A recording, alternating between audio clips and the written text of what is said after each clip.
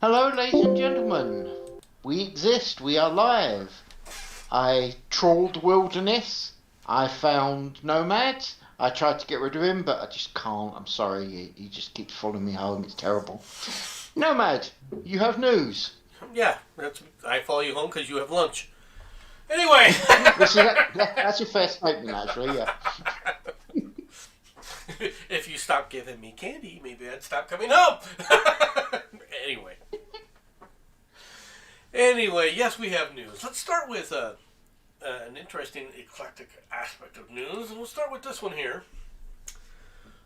Billionaire ignores tragedy. Tornado update. Now, this is a bad tornado. I'm not going to minimize this, right? Jeff Bezos is slammed for celebrating Blue Origin's space trip after the Amazon warehouse collapse that killed six.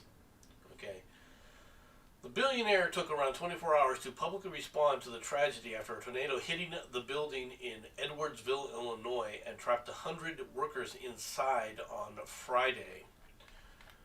On Saturday morning, the Amazon founder made no mention of the deadly collapse when he went on social media praising the successful landing of one of his Blue Origin missions. Happy crew this morning in the training center, the billionaire wrote on Instagram, along with a photo of Good Morning America host Michael Strahan and a daughter of the Apollo 14 astronaut Alan Shepard and four others. Do you know who Alan Shepard was? You know I don't. Alan Shepard is the first American to orbit, or to go into space, rather. Oh, okay, cool. Not orbit. He didn't actually orbit. John Glenn is the first one American to orbit the Earth. Okay. Right. He was America's first astronaut. Alan Shepard is America's first astronaut into space, who was put into space Hmm. officially. Yeah. And astronaut. Okay. He's not the first American who's been now listed as the first American officially in space, but he's the first astronaut in space. All right, Fair. and I know that people are like, "What the hell are you talking about?"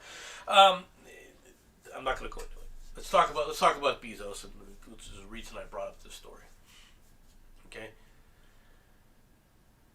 First of all, what happened in the United States just recently is there was a series of tornadoes. These happened. Okay. Now this is not tornado season where most people think a tornado season is. Okay, tornado season is normally in the summertime in the Midwest. Okay, That's what I was thinking. the this is a little outside of that, but tornadoes happen in the winter time in different areas. All right, for example, in this tornado area, yes, it spanned several states, and while the Amazon collapse is something that people need to be aware of. First of all, Jeff Bezos not immediately commenting on it. They were still trying to find out how many people died. Oh, All right, there were 100 people that were actually trapped initially in that warehouse. All right, yeah. when it collapsed, and it could have been. I hate. It, I'm not trying to silver line this, but it could have been. It could have been literally, you know, dozens of people dead rather than just six. Yeah. Okay, thankfully there was only six. Now, tornadoes are tornadoes. Right? They go where they Yeah. want to. They do the damage that they do damage. There's a lot of reasons for it. Well, the way they do damage, they're extraordinarily powerful. I'm sure nobody was expecting Yeah. this in December, right before Christmas. No. You know, should Jeff Bezos have commented about this earlier? As much as I hate the detractors of the left, right? Detractors on the left, they're not wrong in this regard. He should have made a Okay. comment earlier. Yeah. Okay, and what's more is when he made a comment on Instagram about the Blue Origin landing, he also should have Yeah. made he also should have commented on the the ongoing thing that was going on, right? Yes. Um, that's all true. I'm not going to deny that. They're right about that. He should have commented. Now, how big a deal is this?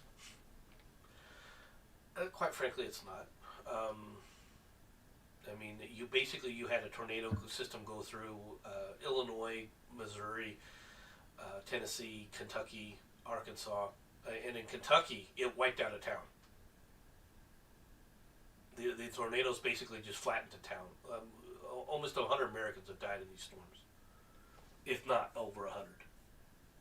One thing, um, Shirati's saying that you guys keep getting slowed.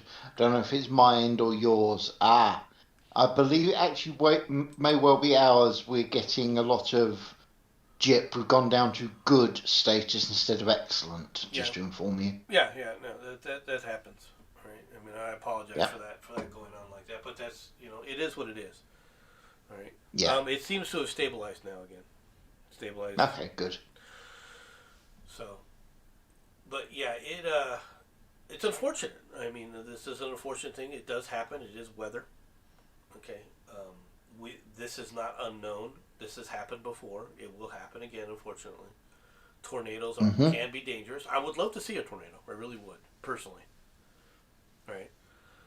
Fair. They look like a weather phenomenon that would be interesting to personally witness. Okay, I'm not so Mm-hmm. much interested in seeing a hurricane. Okay, but tornadoes are something that you see the pictures of them coming down. Right? I mean, I would love to see a funnel cloud come down and hit the ground. I don't want anybody hurt. Yeah. I just want to see it. Okay. Fair. Now they're dangerous. Um, is it due to global warming? No, it's weather, folks. That's my opinion. Okay, it's not due to global warming. You'll have incidents where, I mean, they were predicting global warming wise. They were predicting that we would have it would be a really heavy hurricane season. Guess not. Okay, hurricane season Yeah. is over. We didn't have that many hurricanes, right? That's not wishing hurricanes on anybody else. It's just that's the way it is sometimes. Weather is like this, and unfortunately, you're not expecting something in the wintertime, so people aren't prepared, right, for these kind of weather events. You know what I mean? No, yeah. So when they do happen, when tornadoes rip through Tennessee and rip through Kentucky, Kentucky doesn't get that many tornadoes, right? They just got one Yeah. this time, and unfortunately, not only is it a bad time of the year, it's a bad area, and it wiped out a town. I mean, tornadoes Yeah. can if they hit a residential area, a tornado can literally just demolish every freaking house that's there. Yeah. Every house. If I may respond to Shirati, she's saying that she's seen tornadoes. They're fun to watch and they can last a couple of minutes. Some last for a couple of hours. Shirati, the reason you've seen one is you flying past on your broomstick. You know it and I know it. Okay? Just saying. Yeah. So my heart goes out to the people. We should remember the people that died, and the people who've Yes. been injured, right, and the families that now are, well, are going to be suffering because of this. And like I said, I'm not a Jeff Bezos fan. Okay, really not. But at the same time, No. and at the same time, when the left instantly starts detracting something, I tend to want to jump in on the other side immediately. In this case, they're not wrong. He should have commented on it. It is a responsibility of a CEO or any kind of leader, right? That when there's a tragedy like this, to step up. You know that. Okay. Yeah. And I realize he's human. I realize he can make mistakes. Right. I still think I don't think that he's a bad person because of this. Okay. But he should have commented. They're not wrong. He should have been commenting on this more. But there's probably a few people out there would argue at least one of the things you said describing Bezos, and that is when you said he's human. I think there are people that may just disagree with you, but hey, I'm not going to argue here. Well, I mean, there are people that argue with me when I say that the Queen is human too, right? This is fair. I mean, hell, it's a good job that there's no one stupid enough to argue about the Russians make it to the moon first. I mean, what kind of person would do that, eh? I find it interesting how other people view America's space race. Now, I must admit that. Yeah. After that discussion that we had, I was like, "You really don't understand the American attitude at all." No, But that's actually fair. We don't. that's also an aspect, though. To be honest, of you can see, like for example, a comic novel a graphic novel that you and I both love, which is Rogue Trooper, right? You can Yes. see Oh, it in yes. there. You can see it in uh, the anime, right? Portrayals of Americans from Japan, right? Hmm. It makes me laugh, right?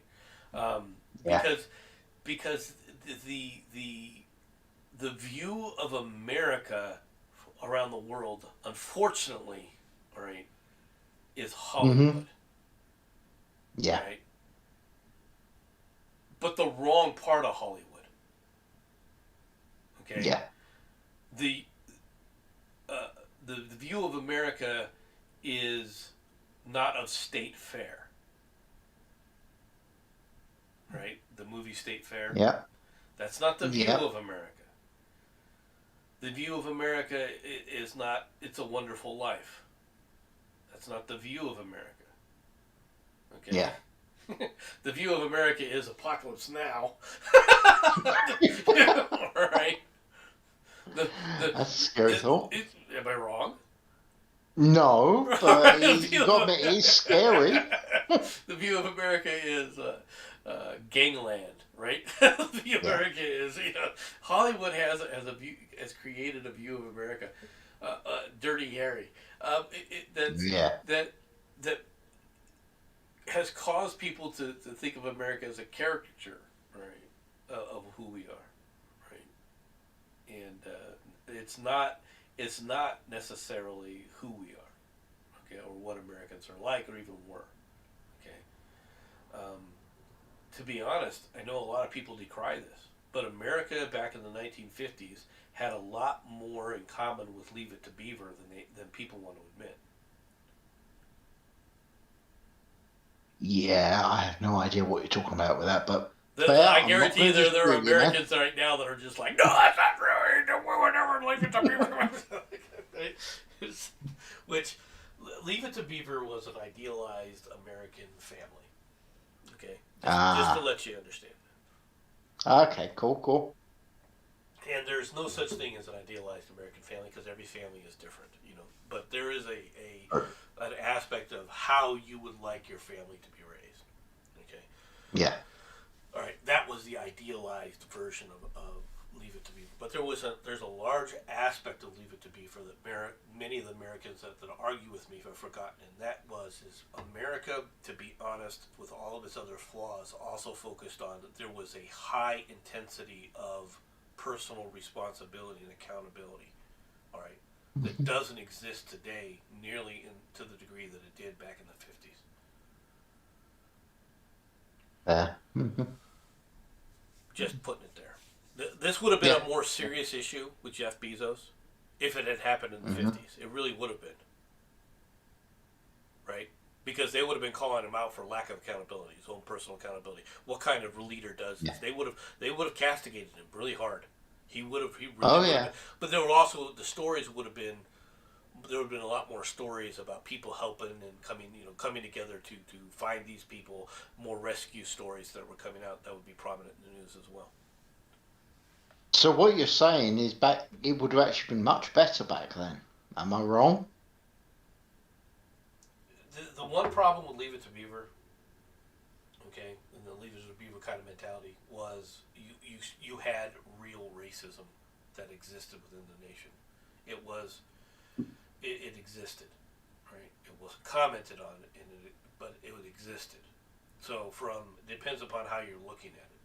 Okay, we people were far more racist in a lot of ways back then, right?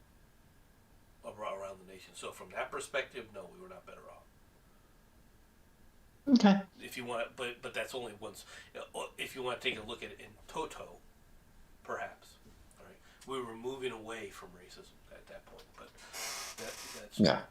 But you gotta, it's like I said, it's an idealized version. But the things about personal accountability, responsibility, honesty, the stress on honesty, I cannot tell you how much honesty used to be stressed, and it's not today. It's not. It's unfortunate. Ready for the next story? When you're ready, sir. I believe you can see it on Discord because I'm still sharing that. But Yep. Yeah. Well. I'm shocked. okay, Not. the 50-year-old is being held in a high-security Belmarsh prison as he was Julian Assange as Let me start this again. Stroke behind Yes. bars. WikiLeaks founder Julian Assange suffers stroke in jail after court rules he can be extradited to America. The 50-year-old is Mm-hmm. being held in a high-security Belmarsh prison as he battles to avoid being extradited to the United States. Following a court ruling, Assange has reportedly been left with a drooping right eyelid, memory problems, sign of neurological damages following a mini stroke.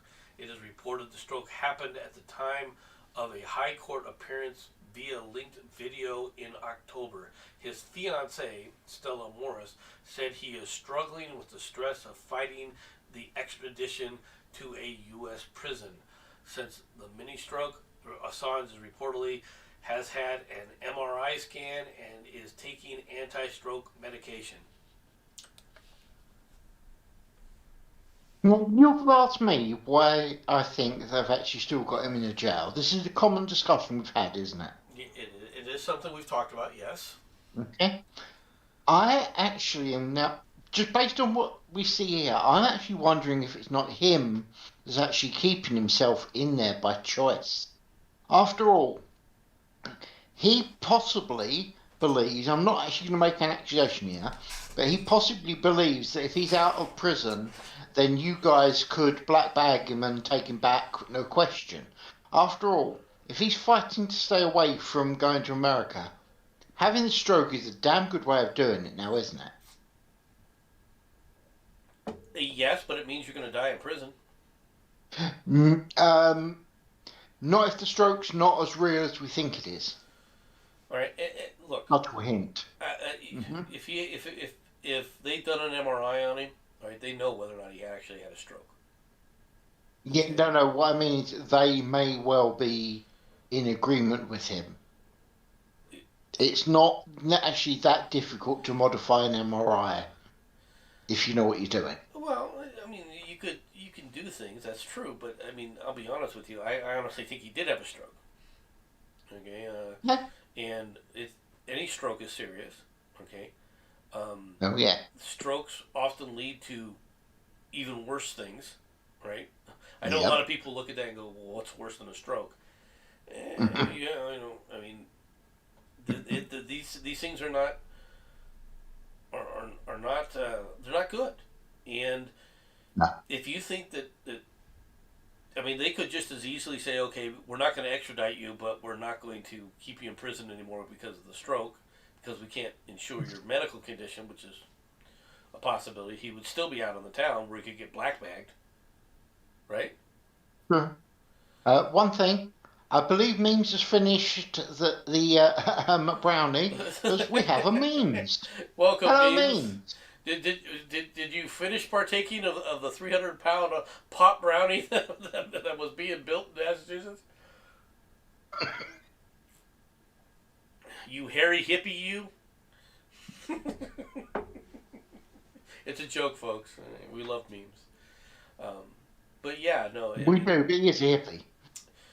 the like I've said before, at this point in time, right, there's no reason for Julian Assange to be incarcerated at this point. Okay. Hmm. Um, at this point, I think time served is the word.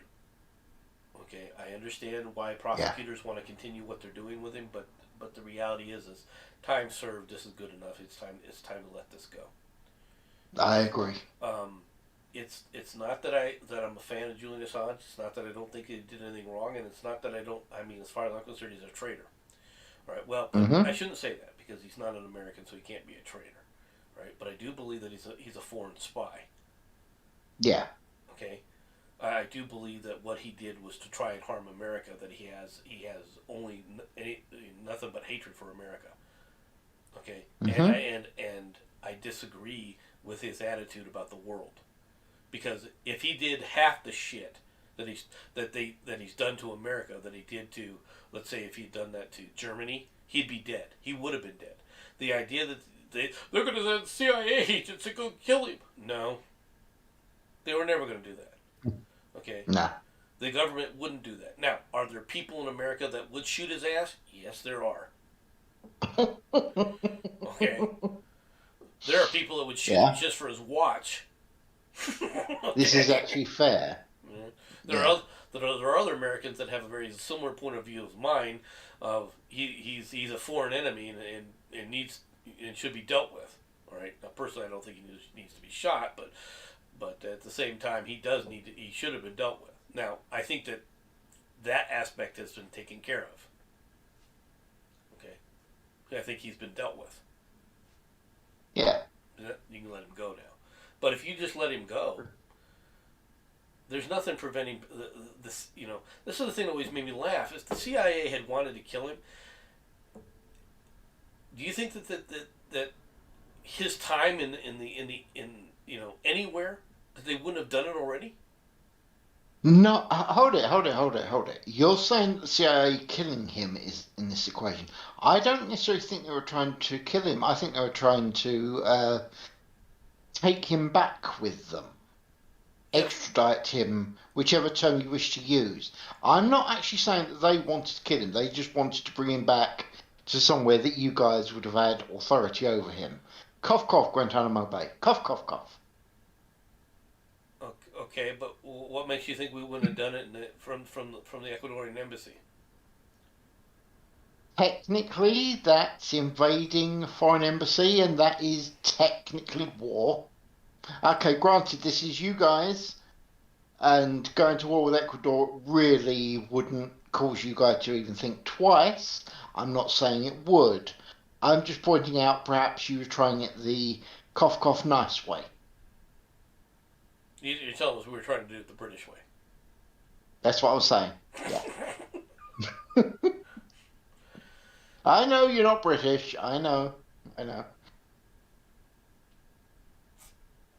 If we really wanted to get Assange, we would have. I'm just putting it out Yeah. there. Yeah. Okay. But I'm just pointing out, I genuinely do not think that you guys actually want him dead, at least before he stood in front of the courts. That's what I'm saying. I think that it has more to do with the fact that if they think there are people who believe that he probably knows more than he does. Okay. Yeah. He's had two big people. All right, he would know certain other elements of things that we would probably want to know. That he may know. But at this point in time, I suspect we already know anyway, so it's not an issue. Okay. Right, I'm just Fair. going to put that out there. The only thing that he would have known at the time that we would have wanted to know is who his contacts were within WikiLeaks itself. Yeah. Okay, I guarantee you we know that now already. Okay, Yeah. if have you noticed there hasn't been any big exposés at all from WikiLeaks on anybody else on anybody? Oh, yeah, no. No, very, very true. But then again, that's because you guys have been so nice. You've not done anything wrong. I didn't say Do you know how that. difficult it was to say that? We have not. No, they haven't done an expose on anyone, have they? True. True. Have they done an expose on anybody in Europe? On Germany? On Italy? On Spain? No. All right. No. Have they done an expose on Britain? No, okay. I'll accept the fact you probably squashed them. All right, I understand this. Where are they? Like I said, squashed. The people that would Or that he had actually, contact with, we have found out and have had some talks with. I guarantee you. yeah, I would actually change the word squashed. I would like to reword that to controlled. Okay, I'm gonna change it to controlled. I'm It's not gonna not say squashed. controlled. We've come to an Mm. understanding. Yeah. That's a good way of putting it. We've reached a mutual understanding with WikiLeaks. Yeah, you'll let them live if they do what they're told. Yep, that's an understanding, technically. It's not what we're not they're not doing what they're told. It has nothing to do with what they're doing. It has to do with what they're not doing. Understand this. True. Should I call you comrade here, or do we keep quiet? just We'll just continue on. All right. Let's since we were talking about Britain a little bit, let's talk about Britain. Boris Johnson pictured hosting a number 10 Christmas quiz in a Oh, breach of COVID laws. yeah. Boris Johnson has Everyone been knows accused that. of personally breaking COVID laws by hosting a Christmas quiz in number 10 last year. The Prime Minister was pictured on screen sitting underneath a portrait of Margaret Thatcher as he read out questions. A source said many staffers huddled by computers conferring on questions and knocking back wine, and beer. All right, from a local Tesco Metro. Okay, what the hell is fizz? Fizz is the polite term for champagne. Okay, in Okay. one office, the insider said there were 4 teams, each made up of 6 people. Um, okay, were they not supposed to exist? Are we not going to talk about the cocaine that was discovered on the lavatories inside Number 10, or will we keep quiet on that one? Well, it's Just not. checking. That's not mentioned in this in the storyline that I can Oh, see. okay.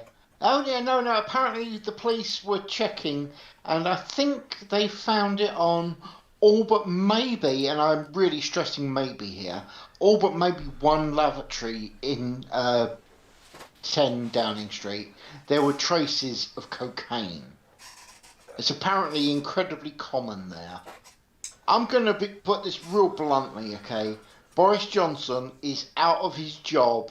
The only question is who the hell do we get? Because Keir Starmer couldn't find his arse with both hands, a map, and help. And the only other one, basically, is Nigel Farage. Run. Just run. Okay?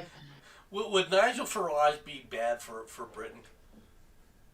That depends. Do you like the idea of the Second British Empire? Don't care. I'm an American. Don't That's, care. yeah. Unless you're attempting to Yeah. make us part of it. We don't care.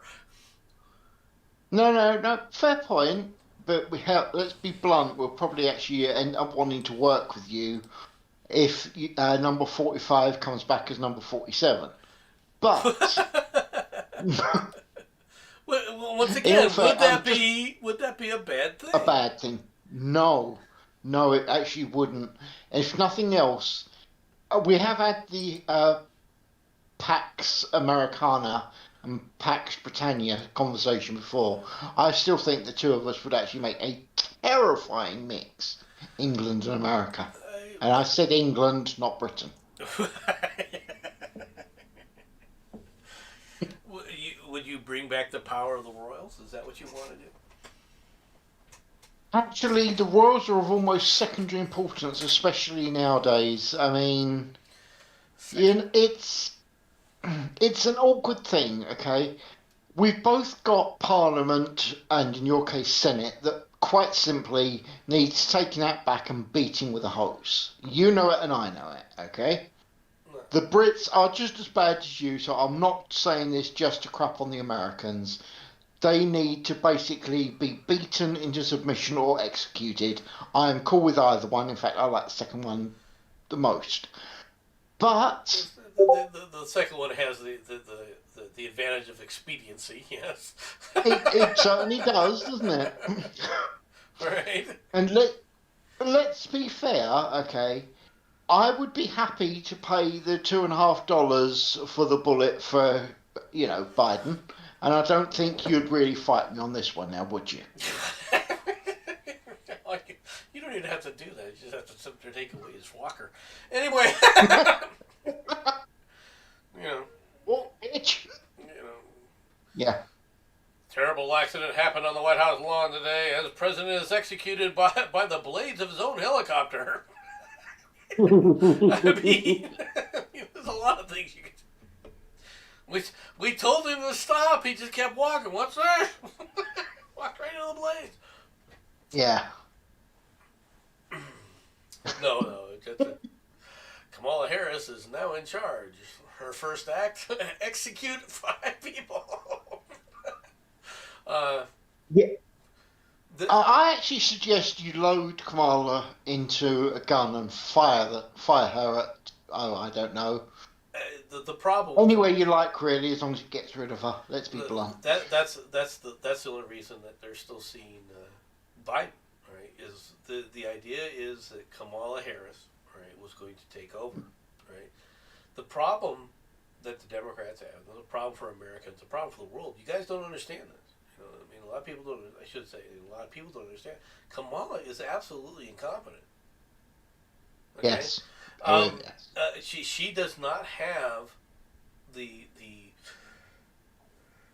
excuse me, the skill set, right, or the chops, or the intelligence, okay, to lead the nation successfully. Yeah. Now, a lot of people will go, well, that's not necessary. Okay. No, it's very necessary if you're going to continue down this lane. It's quite necessary. And unfortunately, she just isn't qualified. And you can tell she doesn't know what she's doing, even as a vice president. Okay? Yeah. She can't, the decisions she makes are horrific. The press has been writing stories. All right, this is the leftist news. The ones that tried to push Kamala Harris. All right, in the Democrat primary, a primary she never even got a single vote for. Right, she Yeah. primary she completely utterly was gone. Was one of the first to drop out because she couldn't win. She's so unlikable by the Democrats. Okay. Can I give you all a nightmare just for a moment? Okay. Imagine her with the proverbial football, as it's now known. Be afraid. She wouldn't know what to do. The problem that Kamala Harris is that she's incompetent. Like I said, she's incompetent. Okay. Yeah. They gave her chances. The press, like I said, is writing stories, and one of the stories that they were writing about her now, all right, that people are just aghast with is she would go to briefings by the staff, and she wouldn't read what they were briefing her on.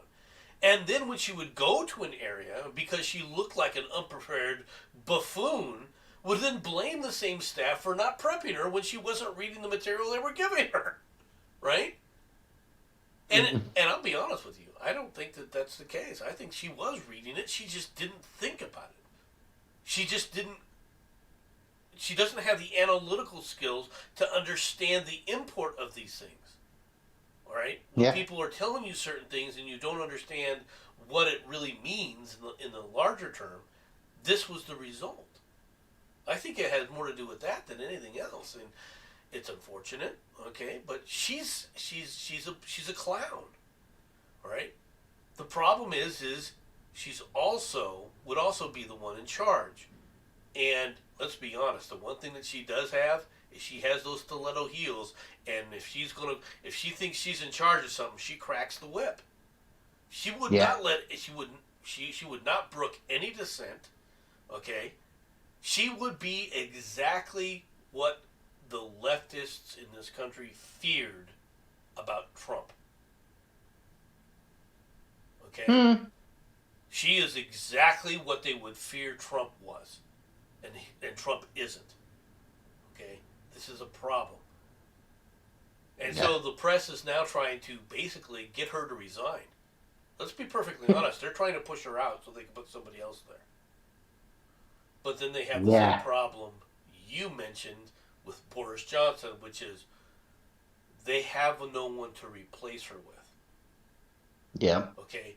Who are you going to replace her with? There's really only one person who even possibly stands a chance. And she's unlikable too. And that's Elizabeth Warren. That's who the Democrats are Be trying to. worse.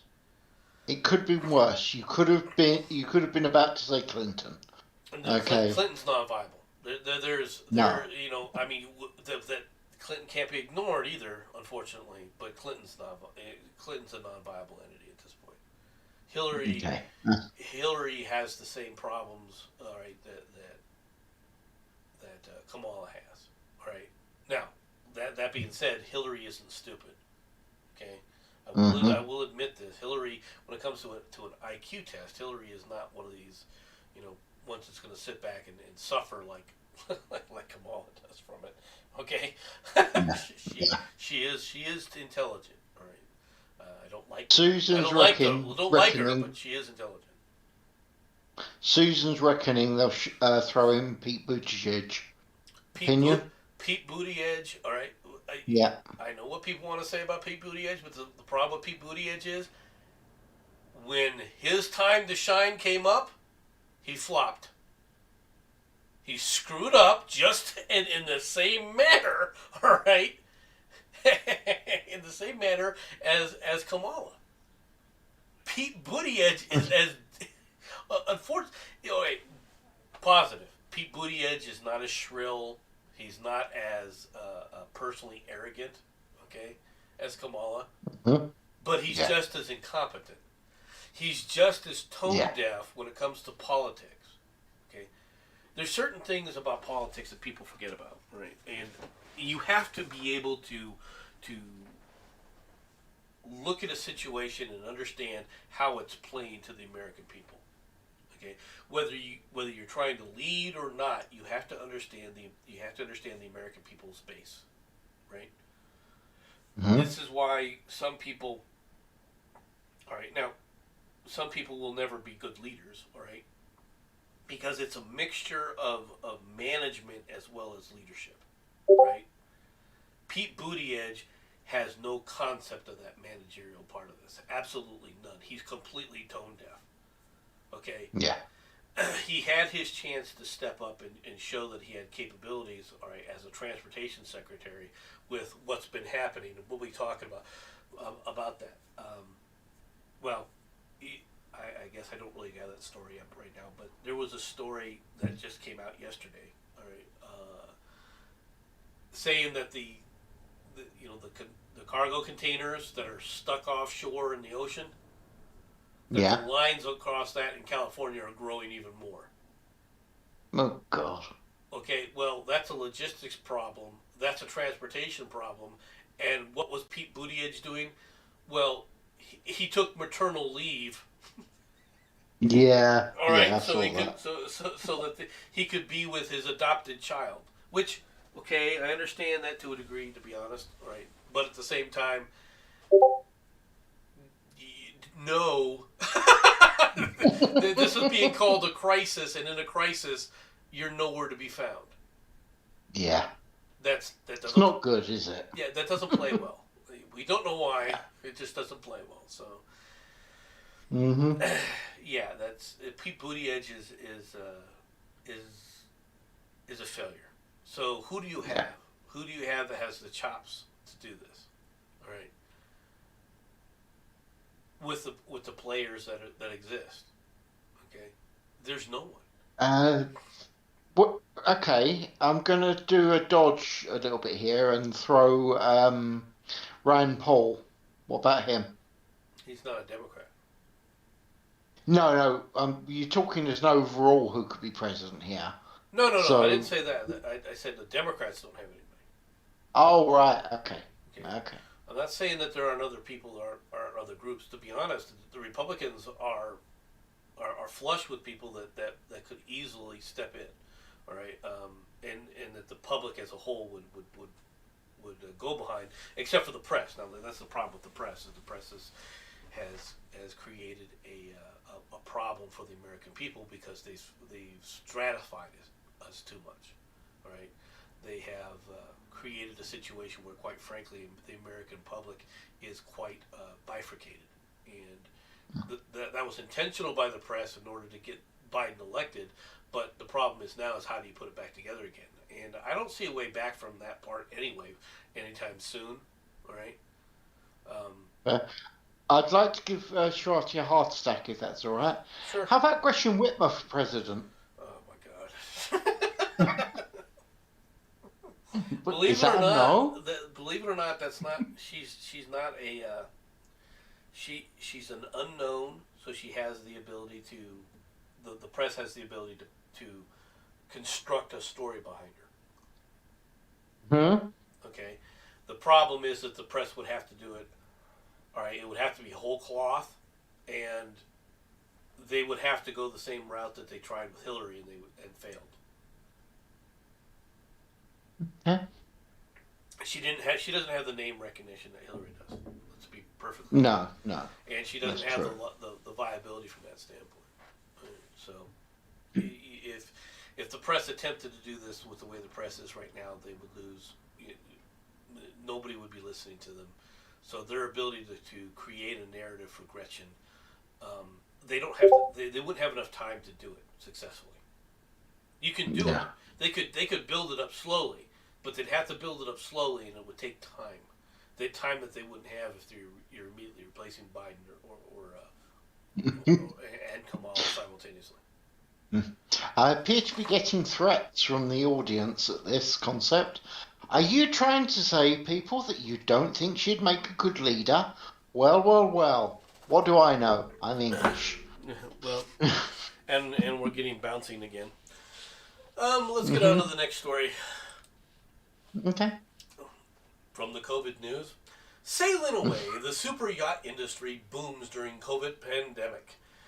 In an era of environmental awareness and conspicuous displays of sustainability, you might not expect the rise in the number of people with the means and appetite for $50 million or £50 million floating fortress of solitude. But in part because of the corona crisis, the super yacht industry is booming. The number of vessels under construction or on order worldwide has hit a new record.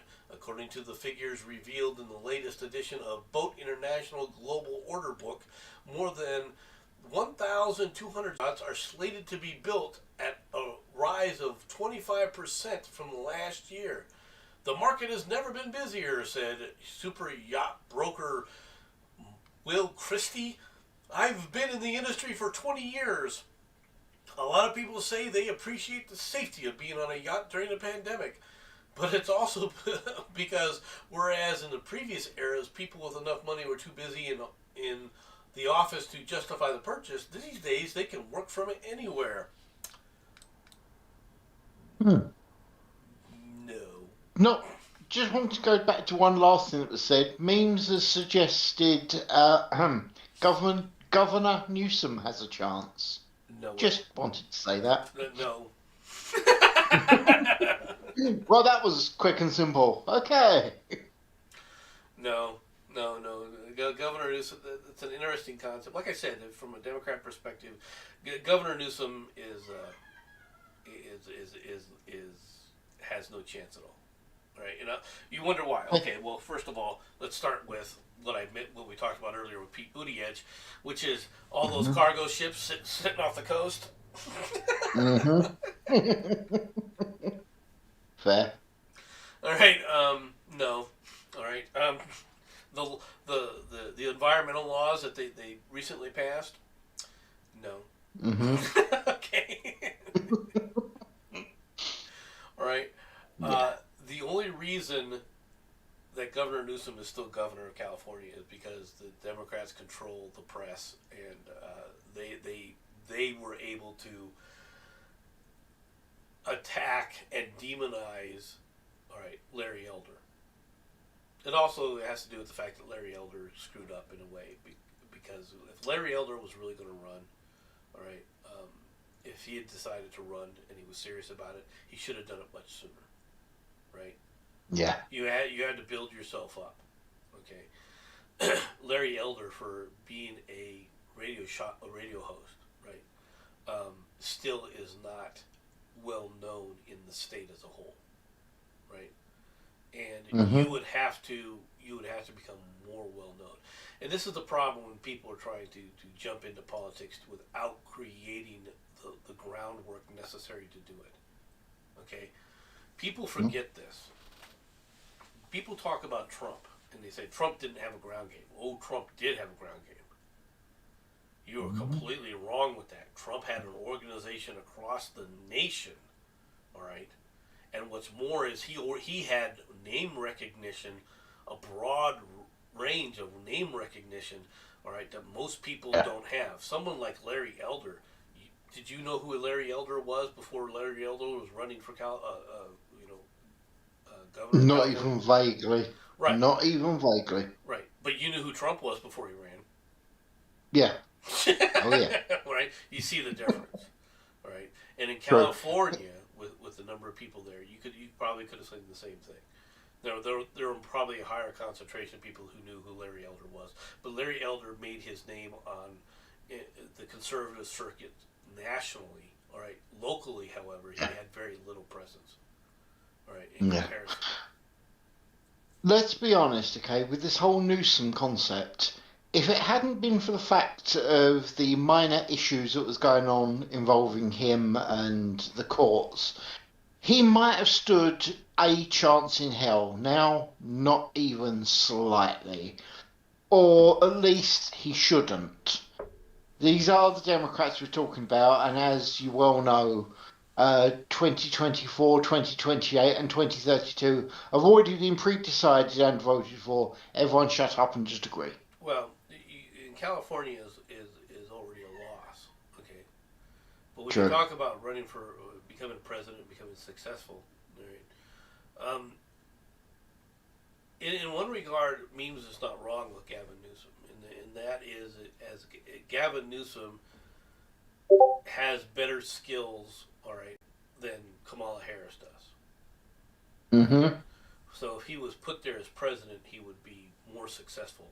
But that's just saying that he would, that's not saying much. It's not. Okay, I'm going to be real blunt. It's really not. They have no one that has national credibility in order to sustain themselves. Okay, who are you going to pick? Chuck Schumer?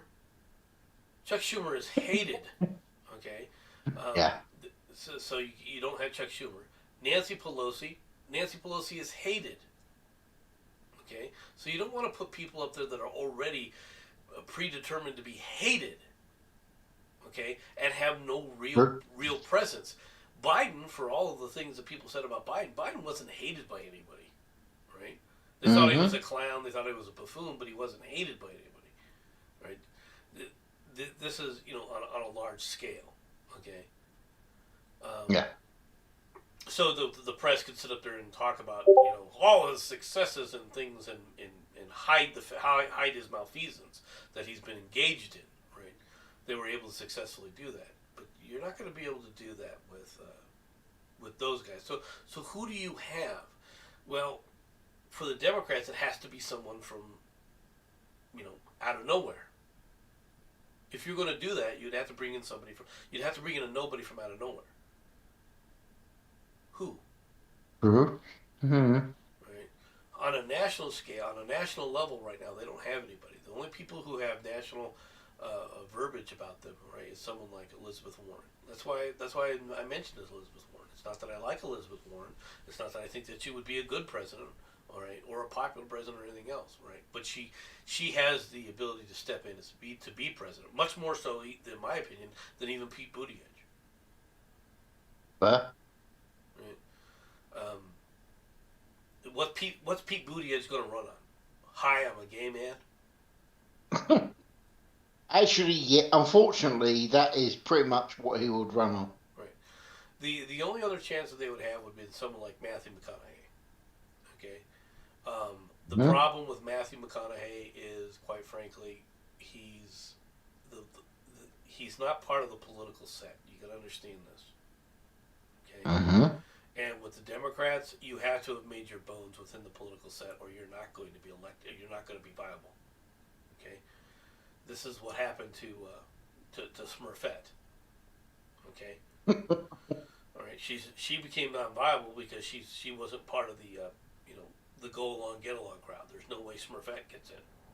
Okay. No. Would she be she'd be Smurf of all the people I've mentioned? Smurfette would be a better president. But Smurfette Hmm. isn't up for the job either. Okay. Fair. For those who don't know who Fair. I'm talking about Tulsi Gabbard. Tulsi, yeah. Right? So people don't know, but that's my reference for her. I call Tulsi Smurfette. Right? But she at least has more viability in that regard. But right Yeah. now, for the Democrats, with the names that they have that they would want to put up there and try and establish a narrative for, all right, that would be acceptable to the American people within a short time. You'd have to kind of go with an unknown that's at least well known. So it would have to be somebody from the Hollywood set that was also a player within the Hollywood set. And there's nobody at the moment that fits that bill. Hey, could go for Alec Baldwin. I'm sure that will go well. Yeah, I don't think so. All right. I really don't. Okay. Let's talk about the Hollywood set for a moment, since we want to go down that road. Who has been in the Hollywood set that has become a name? Right? Al Franken is one. Okay, but Al Franken they destroyed with the U2 movement. Destroyed it. Okay. All right. Al Franken made a mistake in that he never should have backed down. He never should have backed down. Okay. The problem with backing down with that YouTube movement is as soon as you agree, then you are painted as a serial harasser, and that is your moniker forever. Now, Okay. I saw nothing that I would claim that he should have been convicted of or was actual sexual harassment. Okay. The Hmm? pictures with the sleeping girl and doing that, is it clownish? Yeah, he was a comedian. You had to expect that. Okay. Yeah. Now you could say that it's a sexist joke. Oh, get off it, folks. All right. Now I don't like Al Franken. I think he cheated. All right. I think the Democrats always cheat in these elections, and that's how he got elected to the U.S. Senate. All right. Yeah. But when it came to the sexual harassment stuff, I think I was the only conservative that was saying, "Hey, what did he do that was wrong?" Okay, I don't see anything there that he needs to be castigated for. I don't like the guy. Oh, he tried to kiss her when they were doing practice. Oh, okay. Is that something that you need to sit up there and hang him on a cross for? You know, holy crime! All right, I'm not saying the guy's Yeah. a good guy, but those are the antics you would expect from a comedian. Yeah. Okay, that's my issue. You should have. He's a comedian. These are antics you should be expecting from these clowns. And the word is clown. That's what it was. Yeah. Okay. So from that perspective, he would be there, and at least as a presidential Yeah. candidate, I don't know. I mean, I never saw any decisions that he made that I thought were.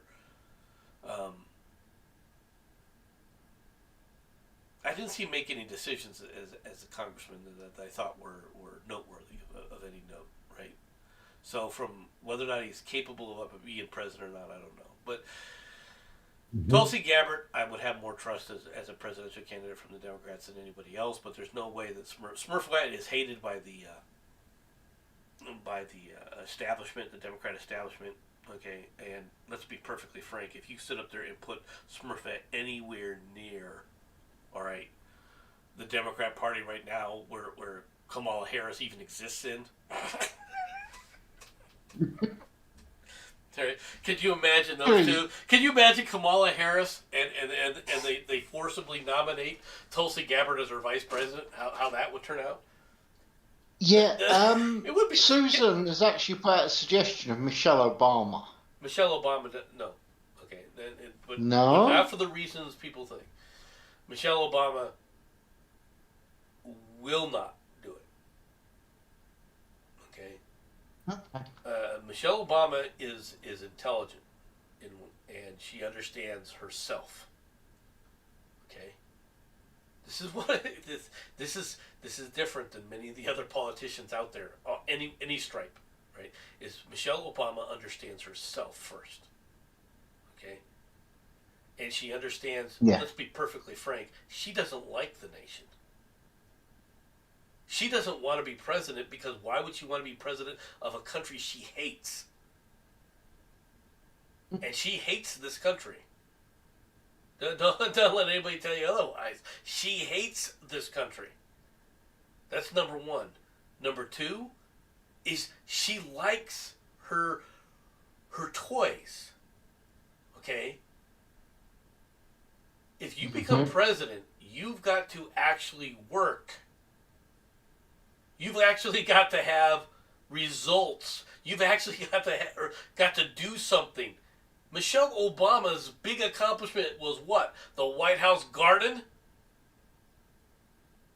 True. right? That's not saying she's dumb. That's saying she doesn't care. All right? She wants to play. She likes the adulation. She likes the free gifts. She likes all that. She doesn't want to work. Hmm. And she would be forced to work, let's be perfectly honest. Yeah. All right? Oh yeah. And that is not something she wants. She wants to travel all around, jet set around, have parties, be known as this great. But she doesn't want to work.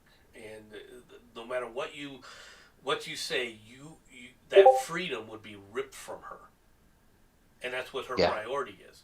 It's not that the press wouldn't be able to build her up. It's not that the press wouldn't be able to put her in those kind of things. If she truly wanted to do that, she would. But I guarantee you, it's the fact that she won't run because she doesn't want that because it will prevent her from doing what she enjoys in life. And she's not about personal self-sacrifice. Okay? True. She's not going to sacrifice for Hillary. She's not going to sacrifice for the Democrat Party. And she's not going to sacrifice, all right, for any kind of leftist ideal. All right? It's all about her. And because she's not going to take that hit on her personal, what she considers her personal playground, not going to happen. Interesting choice, but that's why. They tried to get her to run. They tried to get her moving toward being into politics, but she recognized she has to work, and she didn't do it. That's her main reason. Yeah. Fair. Take a look at where she made all of her money. Well, she was on this board, Hmm. and then this. She was on that board, and she was on this board. Yeah, what's she Oh doing? yeah. She's just a board member getting money. She was a Hunter Biden without the meth habit. Okay, Yeah. want to know the truth of the matter, right? Yeah. That's like saying Hunter Biden's a viable candidate. No, Hunter Biden is a viable freaking candidate for political office, right? But once again, now, unlike like I said, Hunter Biden, she's viable, Hmm. but she has to want it, and she doesn't want it, and she's. It's not that just that she doesn't want it; she's against having it. Because you'd have to get. I mean, let's be honest. Let's say you step in right now. Let's say Hmm. God has decided that no longer am I going to tolerate this. All right. Biden is out there giving a press release, okay, with Kamala when an assassin comes in, shoots Kamala, all right, giving a heart attack and killing Biden. Right? Let's say that happens. Right? Right. First thing that okay, no. The first thing that happens is at least 3/4 of America celebrates. You know it, and I know it. No, the first thing that happens is somebody informs Nancy, right? Mm-hmm. And she would die of the heart attack. So you start Also moving that fair. down. All right. So let's say that all that happens, right? Who then? How does this all play out, right? I think that for the most part, you would end up with a situation where a person who's, if I'm not mistaken, what is this? I'll have to look this up real quick. Still saying that there will be massive parties if all these people started giving up breathing for a living. You know it, and I know it. And to be honest, I think all of the people watching would also agree. There would be huge parties on the streets. Oh no, Biden's dead. What a shame. Oh, boo-hoo. Okay, let's get blunt. So it becomes the order of succession is you got the vice president, all right. Then you have the Speaker of the House, okay. Then you have the President Pro Tem of the Senate, okay. The President Pro Tem of the Senate, I believe at this point is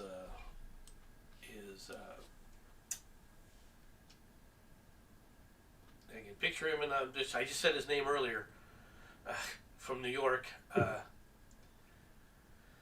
why can't I think of his name? The majority leader? Chucky. Chuck Schumer. Yes, it would Yep. be Chuck Schumer. All right. I believe it's Chuck Schumer. Oh no, Yeah. I take that back. No? I take it back. The current President Pro Tem of the Senate is Patrick Leaky Leahy. All right. Can't say I know that one. Well, The name says a lot, though, so... he's a senator from Vermont. Okay. All right. Okay. So let's assume that he dies of a heart attack too, or a stroke. Say he strokes out, right? Because that's more than a possibility in this situation. All right. So then it goes to the Secretary of State. Okay. Who's the current Secretary of State? Do you even know? Not even vaguely. Does anybody even know?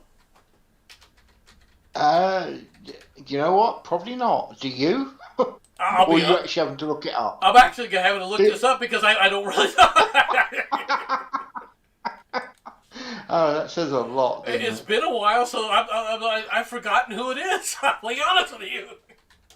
This guy is obviously so important that someone who takes a great interest in politics. Anthony Blinken, okay, would then become the President of the United States. I never even heard of him. I have, but he's such a non-entity that you're not even considering it, right? Yeah. Okay, when you say Anthony Blinken, all I see is Abe Lincoln. That's it. Alright? I'm being serious. I can see the stovepipe hat, a dumbass beard. I'm assuming the guy does not look like this. No, he doesn't look like that, but he does. He's a clown. Okay. All right. I mean, I'll be honest with you. He is a clown. He's another person who's a clown. But you know who? You know who gets it after him? Go on. Secretary of the Treasury. Again? Who? Yellen. Oh, I've heard of that one. See, this is someone you at least know. But Yellen? Are you kidding me? Yeah, it's bad when it's actually got down this far before I can go, ooh, I know that one, though. And then you get to one who actually could probably do the job for the Democrats. And that is... Well, Yellen could probably do some things, but she's got too much baggage right now because of her disastrous economic policies are coming to the fore, right? But you end up with Lloyd. right? The Secretary of Defense. Yeah. Okay, and Sorry, don't know him. Lloyd is, he was part of the general staff. He left the military to become Secretary of Defense, but the General George Lloyd, I think his name is George. I don't remember his first name, to be honest. But he would then become president. He at least could do the job. Right? Yeah. It would be of all the people that I've mentioned so far, he at least is competent to be president. Right? I'm not saying he'd be a good president, but he'd be competent to be president. Leahy is he's like Biden, dude. I mean, he's mentally out there, right? He's that's why you haven't heard anything from him in a long time, is because he's basically a mental vegetable, right? Okay. Secretary of State, like I said, Anthony Blinken. Blinken can't do the job. He doesn't even know. You can see the fact that he's a non-entity as Secretary of State when he's supposed to be representing America around the world. True. Right? Does anybody even? Nobody cares in America. So, no. So, and of course, like I said, Janet Yellen, no, she's not competent. She's being demonstrated to be an incompetent buffoon. Right? So it goes down to Lloyd. All right, and Lloyd is the first one that has the capability of being president of the United States and actually being a president that has the skill set to run. That's not saying he'd be a good president, but he at least has the skill set to run. So you've got to go clear down, all right, all through 1, 2, 3, 4, 5, the sixth order of succession before you get someone that has the capability of being president of the United States. That's the reality of the situation right now. Wow. So unless Kamala steps aside ahead of time, and in actuality, that putting Lloyd as vice president might be something that gets pushed. I know a lot of people initially, like you said Buttigieg, but Buttigieg is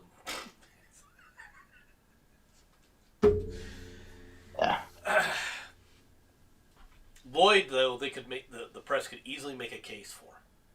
Right? They could talk up his military record and everything else. Right? Okay. And they could do it fairly quickly. And that's what you would need in order to go forward. All right, let's get on to an entirely different subject here. Okay. From the Babylon Bee. Biden sends 2 guys holding horse reins to help defend the Ukrainian border. You gotta admit, this is pretty good. Oh, yeah. All right. You have to admit this one. All right. As Russia prepares to invade the Ukraine, President Biden has responded decisively by sending a couple of guys from the Texas border to beat back the advancing forces. Putin, you're going to be sorry, Biden told the Russian nesting doll on his desk. You know, he probably did that again. You know, this is supposed to be parody, but it's disturbingly real. I'm sending 2 of my top men, the horsewhip guys, to stop you. Did you see what they did to those Dominicans? Well, you're in for it, buddy. Bet you're scared now. The 2 Texas border guards were dropped into the Ukraine territory from a military aircraft along with their horses in the legendary leather reins after the international outcry that the horse whip guys were being too rough on the Russian soldiers. Biden opted instead to let the Russians give in and give them $450,000 instead. A parody site, the Babylon Bee, folks. Should we follow that one up? Oh, yes. Okay, another Babylon Bee story. DeSantis leads Florida military into Germany to liberate unvaccinated from concentration camps. Thousands of Florida State Guard soldiers were seen landed on Jersey beaches this week, following orders by Governor DeSantis to liberate the concentration camps filled with unvaccinated German citizens. Och mein Sie flohen bitter here, cried the German army as they abandoned the beach and ran for the hills. Within minutes, the Florida State Guard had taken the beach and begun moving inland from a mobile command center on the beaches of Normandy. Normandy isn't in Florida, or in Germany rather, for the people who wrote this. Just letting you know, all right, Ron DeSantis was coordinating the liberation of unvaccinated Germans when two perfectly tanned Floridian soldiers threw a scared-looking private at the governor's feet. "We got this pansy vaccinated himself in the barracks, sir," said one soldier. "Get this filth out of my sight and throw him in the rings," snapped DeSantis. Turning back to a giant map littered with tiny crocodiles holding paperclip umbrellas, which represents the soldiers.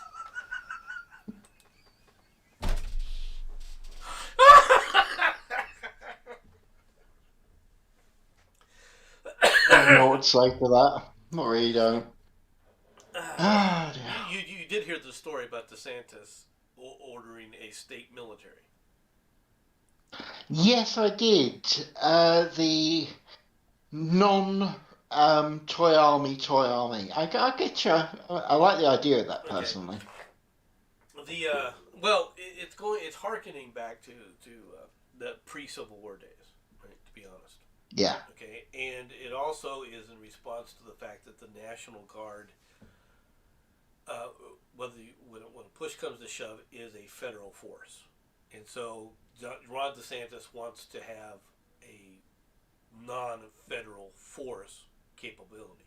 Okay, now there's two ways, quite frankly, to do that.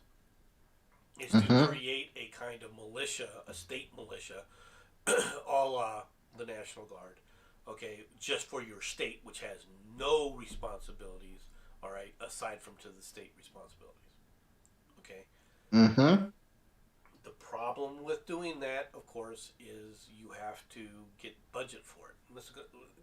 Budget's going to be a problem in Florida for this anyway. Okay? Yeah.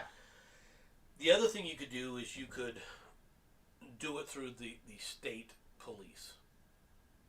Right? You have a state police force in Florida. You would have to basically ramp them up and give them a separate division. Okay. Okay. Could they do something like that? Yeah, they could. Right, but it would.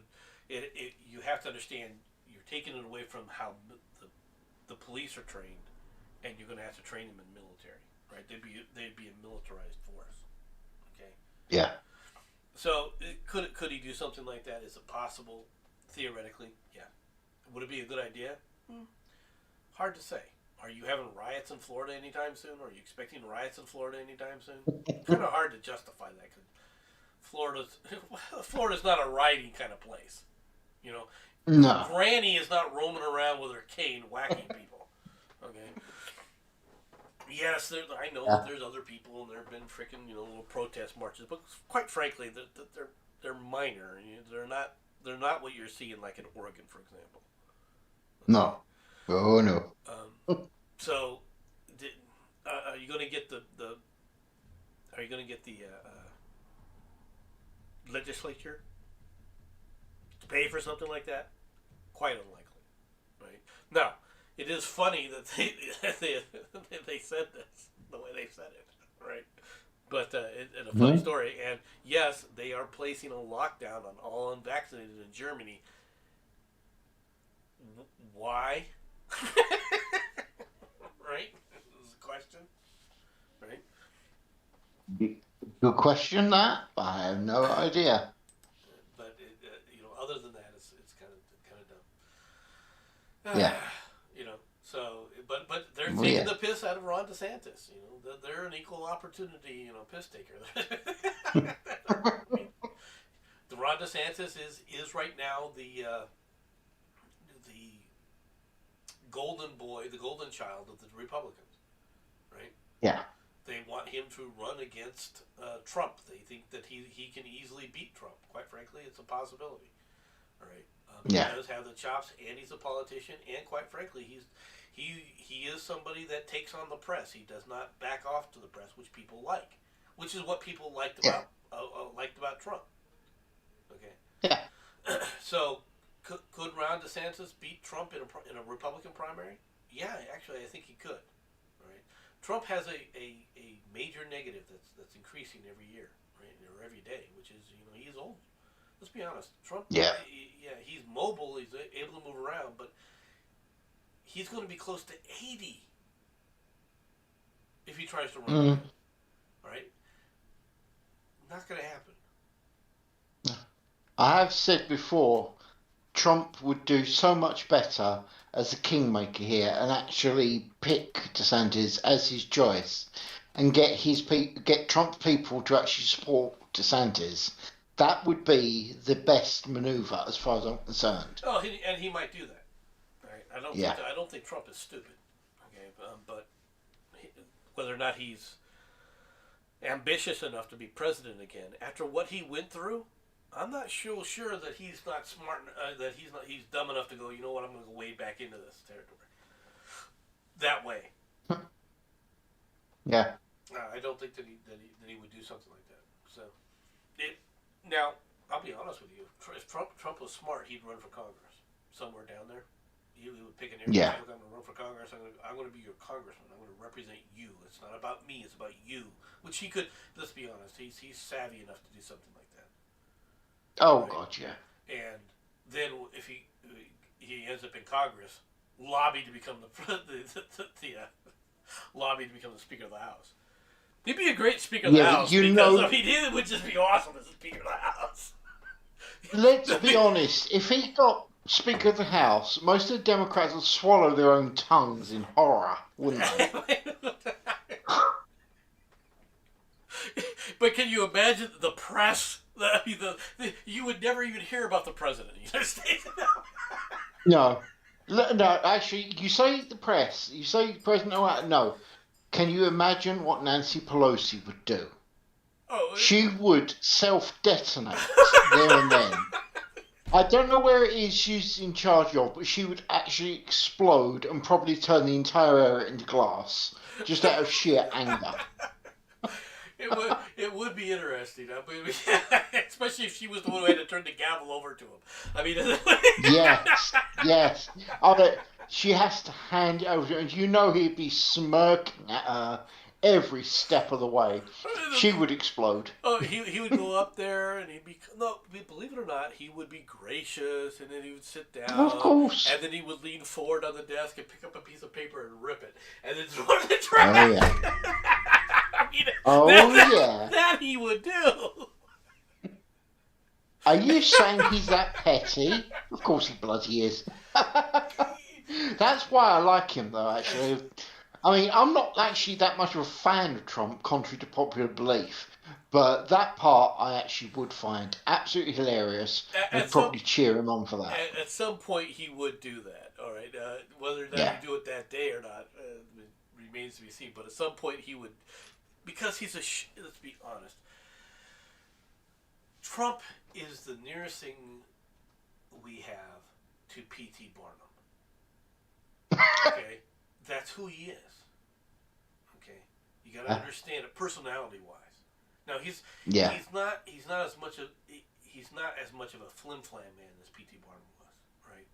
No. But from a showman perspective, he's definitely about the show. He's definitely about the spectacle. From that aspect of him, yes, he's the closest we've ever had to P.T. Barnum. All right, showman. Now, P.T. Barnum was a showman first over everything else, and that's not necessarily who Trump is. But Trump loves the adoration. Trump loves the limelight. He loves being in the news. But it would be hilarious. We would have for 2 years while he was the Speaker of the House, or until he died, which might be like 3 days later when they assassinate him. Right? It would be a spectacle to behold of the like of which no one had ever seen before. I mean, just watching the media. It'd be worth every second of everything that went wrong afterwards, I, but it would be beautiful to see. I mean, it would be hilarious. Even if you, Yeah, even if they did it for just a day, we're going to elect you, and yeah. you are Secretary of or the Speaker of the House. We're just going to make you Speaker of the House for the next 3 days. Here you go, Donald. What do you think? That would be Wow. absolutely amazing. Can you imagine how much screaming there would be in the streets as the left is? You think that they would actually move the planet sideways with their scream? Let's be honest. They definitely would affect us. They would definitely would affect the orbit and the rotation of the Earth. Yeah. I'm, Wow. I'm not sure that I mean, it would be absolutely freaking. I mean, and Ron DeSantis would be like, "Hey, I'm the president. I didn't get my come on, I'm the president." Notice me. Yeah. Oh no, it's true. We Uh, wouldn't. even better if he was Speaker of the House when they were voting in the electoral numbers for DeSantis. Oh my God! Oh dear. Mm, Is this how this works? I can see it right now. So yeah. you were Yeah. talking about doing what ifs. Yeah. that would Actually, that would be if an I'm, enjoyable if I what if. may, yeah, if I may, just for a moment, ladies and gentlemen, I'm actually suggesting that we do a show of what ifs in history. We've had a few ideas, and we have talked about them quite extensively. I'm thinking we're actually going to do this as a show. Hopefully, people here will actually take an interest and probably have a good laugh listening to us talking the most insane rubbish. And I don't care what Shirati says, that does not count with the Russians getting to the moon first. Okay? Thank you. We ready to move on? Yes, sir. You sure we ready to move on? It's another story about Brit. Oh, yeah. It's another Brit story. Trust me, can it be worse than what Boris Johnson's doing? 007 could be non-binary. Britain's most famous spy could be in the future be Maybe it some could. considered itself either male or female. Said Barbara Broccoli. Who the hell is Barbara Broccoli? I have absolutely no idea. I have never heard of her. I'm sorry. I'm sure it's pronounced broccoli, but it's broccoli. No, That's no, no, broccoli. no, that is broccoli. I would have pronounced that as broccoli, mate. I really would. Ah, The name James Bond, pronouns them, they. He may be an enduring symbol of masculinity, but James Bond's most famous spy could identify as non-binary in the future, 007's producer has revealed.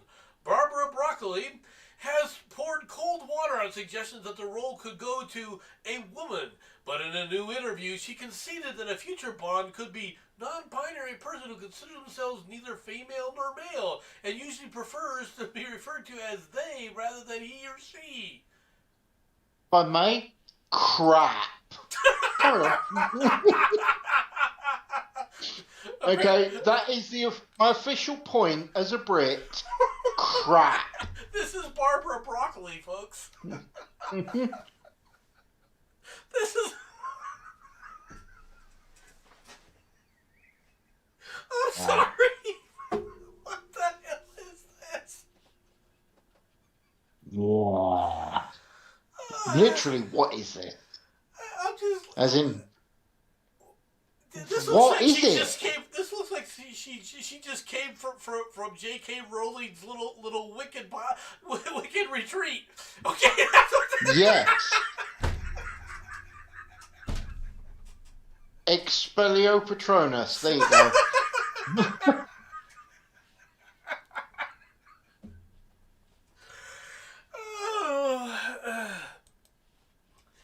Yeah. When host Anna Smith asked if she thought 007 could always be male, she replied, "I do, because I don't think that we should be making films where women are playing men." Okay, put a 00 number out there with instead of 007, like Mm-hmm. do a spy woman, right? Rather than a Yeah. spy man. Give it a Yeah. 00. I don't care. Mm-hmm. Like 0069. It's a joke, Yeah. folks. It's a joke. Or I don't really care, right? But like 005, she's two levels above a man, right? I mean, that could be your tagline. I don't care, right? Yeah. Write the story for them. Write new stories. Don't rely upon the character of 007. Okay? Mm-hmm. Put a woman spy out there. Okay? You Yeah. had the capabilities of doing that, right? To be honest, call it 005, Mrs. Smith. All right? Which you could have set up there and taken off of, the popularity from Mr. and Mrs. Smith, that show. Oh yeah. You know what I'm talking about? So far, we're being suggested 0013, 00666, and 0042. I mean, I like 005. Put 005. Yeah. Put that there. No reason the number 5 kind of fits in the thing. Like I said, Mm-hmm. twice as good as a man. And that's what they would say. Not not Yeah. not officially. That wouldn't be said in any of the movies or anything else, right? But in an unofficial, when they're given the promos, have somebody make that comment. Oh, it's in Pink News. They would be going as twice as good as a man. Yeah, You know it, and I yeah, know yeah. it. And then that's what you do. I mean, and then write a good storyline. That's all you have to do. Write a good story. Okay. Yep. Um, have her investigating, and let's be perfectly honest. You have all sorts of places you could investigate things. To be honest, I would start it in Africa. The story would be something going on in Africa, right? Mm-hmm. And as she goes through, at the end of it, you find out that there's a Chinese involvement. Mm-hmm. This would be no, Yeah. seriously, this would be good. This would be a good Yeah. storyline, right? People forget Doctor No, Man with a Golden Gun, You Only Live Twice. The people who were involved in that, sure, you can say were Spectre, but they were always given support by the Chinese, True. right? So it's not like this wouldn't fit within the Bond-esque type of storylines. That's what they need to Um, do. just a thing, okay. Susan possibly needs to seriously consider help because she's suggesting Jamie Bond the musical, or of course a non-binary furry as James Bond. Actually, thinking about that, he would make an awesome lion, wouldn't he? I could see him doing the whole lion thing. Okay, it's the mane. I feel it would actually fit. Oh, don't go there. If you're going to do something like that, be honest, since we're going to entertain the stupid ideas, you know who it would be in the suit? Go on. It would be Harry. It would be Prince Harry. That's Princess Harry. I agree with you. It'd be Prince Harry. I mean, it'd be perfect. Where he sneaks out on Megan. Think about it. He's living a Oh double yeah. life. He's really a royal. He's going out there kicking ass and taking names as a royal, but then he has to come back and look like an idiot in front of Megan. Be a perfect cover for him. Actually, it would. You joke, but that would actually work. I know it would. Mm, These things would work. These are options, folks. These are options. yeah. Da-da, da-da, roar. I mean, think about it. Just putting it out there. Look, they're not. How do you sit there and say he's going to be non-binary? All right, but it's still going to be a man. No, They tried that crap with Han Solo, the movie. It failed hideously miserably. If they try it with Bond, it's going to fail hideously miserably. I don't want to break this to them, but James Bond is known around the world as being a guy who collects STDs the same way Ash Ketchum collects Pokemon. You've got to catch them all. It is what it is. I mean, you can say what you like. That man has slept with more people than most people know. It could be worse. Could be could be one of my favorite actors of all time, Hmm. Will Chamberlain. Will Chamberlain. Hmm. Joking, folks. You know who Wilt Chamberlain was? No, actually, I don't. Wilt Chamberlain was a basketball player. All right, Ah. back in the days of basketball, Wilt Chamberlain Mhm. was huge.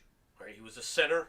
Right, he was Okay. probably the best, the most dominant center ever to exist. Right, and I'm including Shaq in this category. Yeah. Right, now, like everything else, he left basketball because he got old. Right, so he did go. He did do a Mhm. movie. All right. All right, you know who he was? Go on.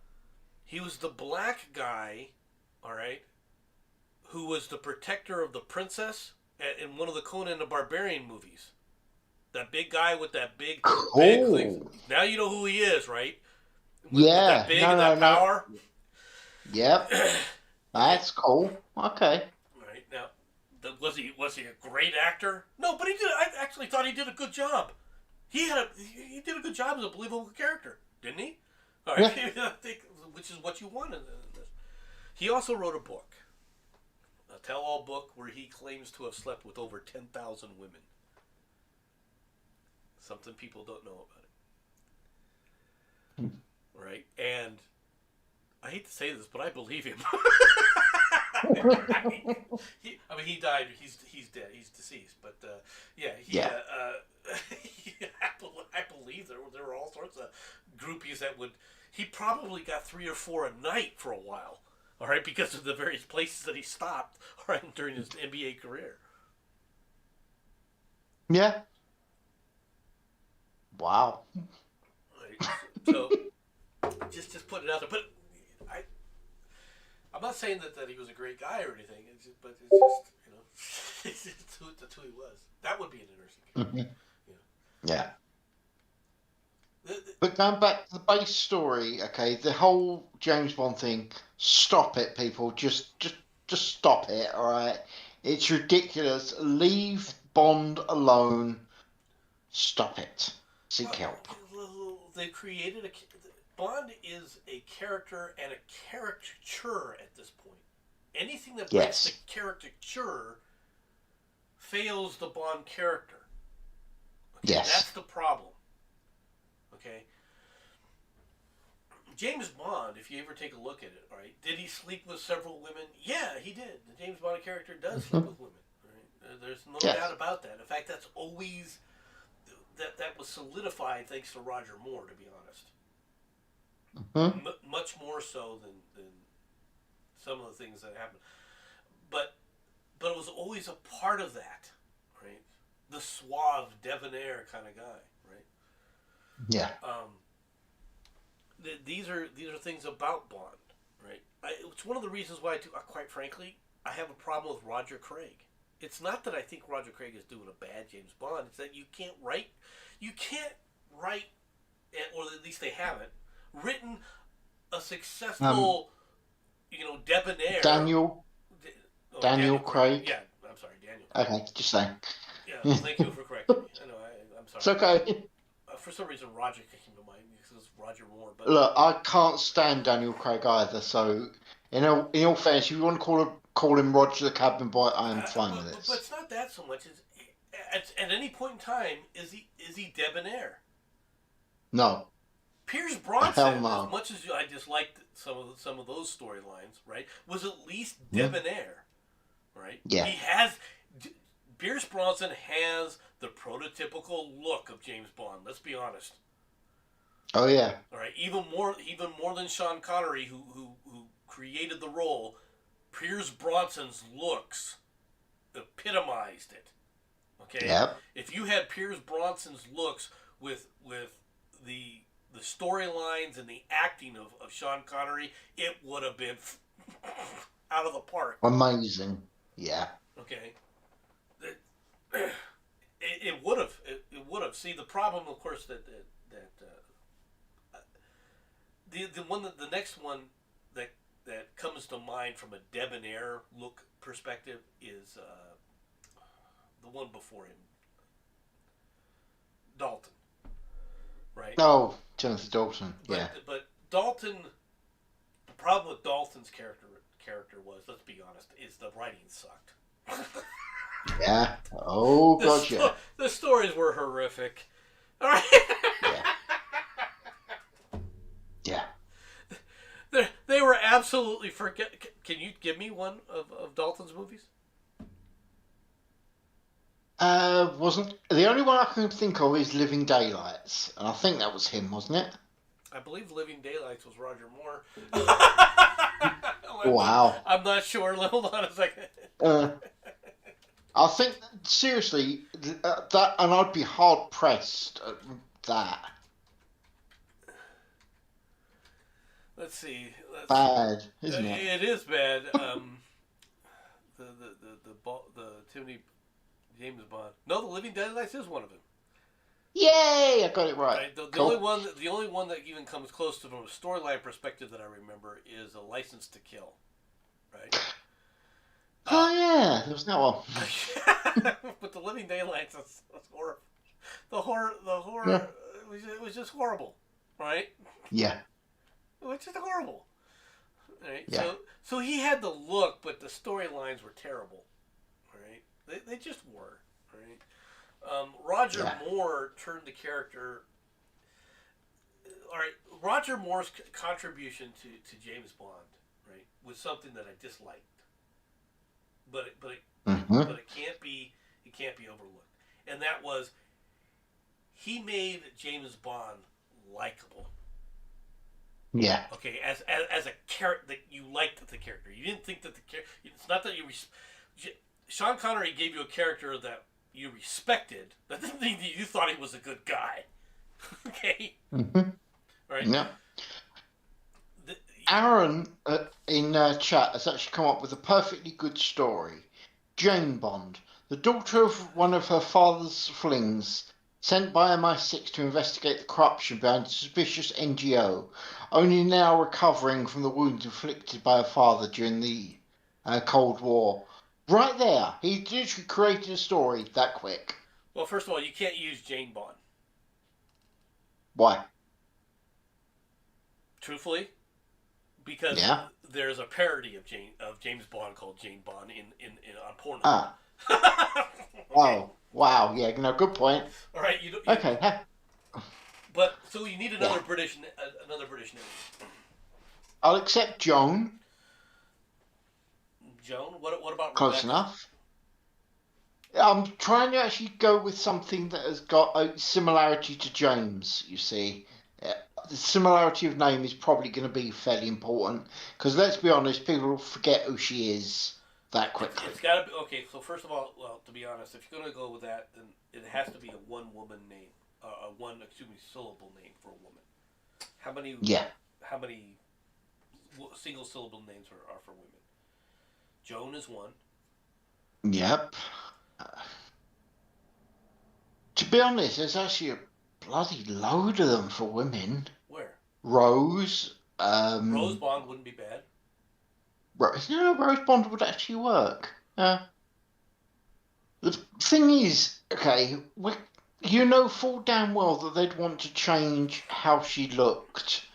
And I'm not saying that the idea of having a black-skinned James Bond, or at least, depending on the gender, well, I'm just going to call it James Bond, you can put your own gender in as you wish, doesn't bother me.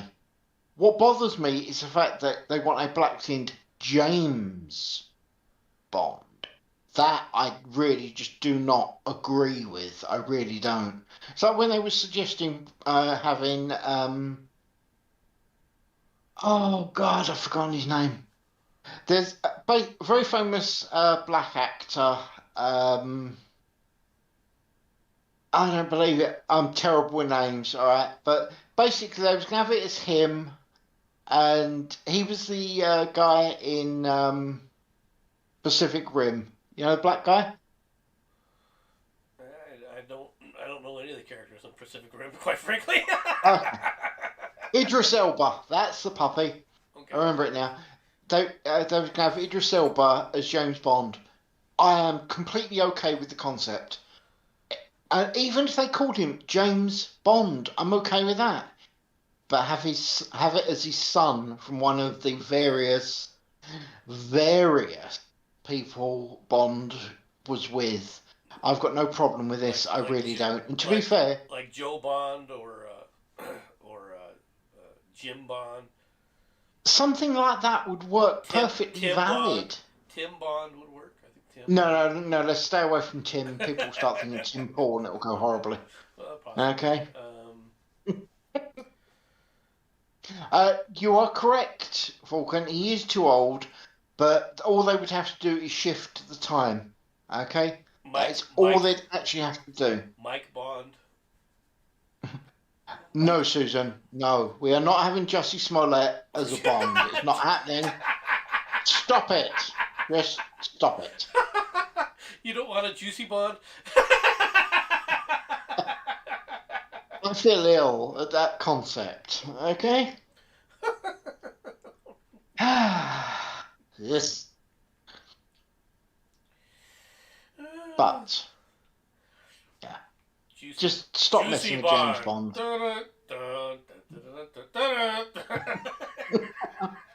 Yeah, except of course it shows him probably beating himself up, and you know it. Okay, that would be the show. Sorry, not to say beat himself up, playing Start off with. slappy with himself. Start out like the whistle from Hang 'em High.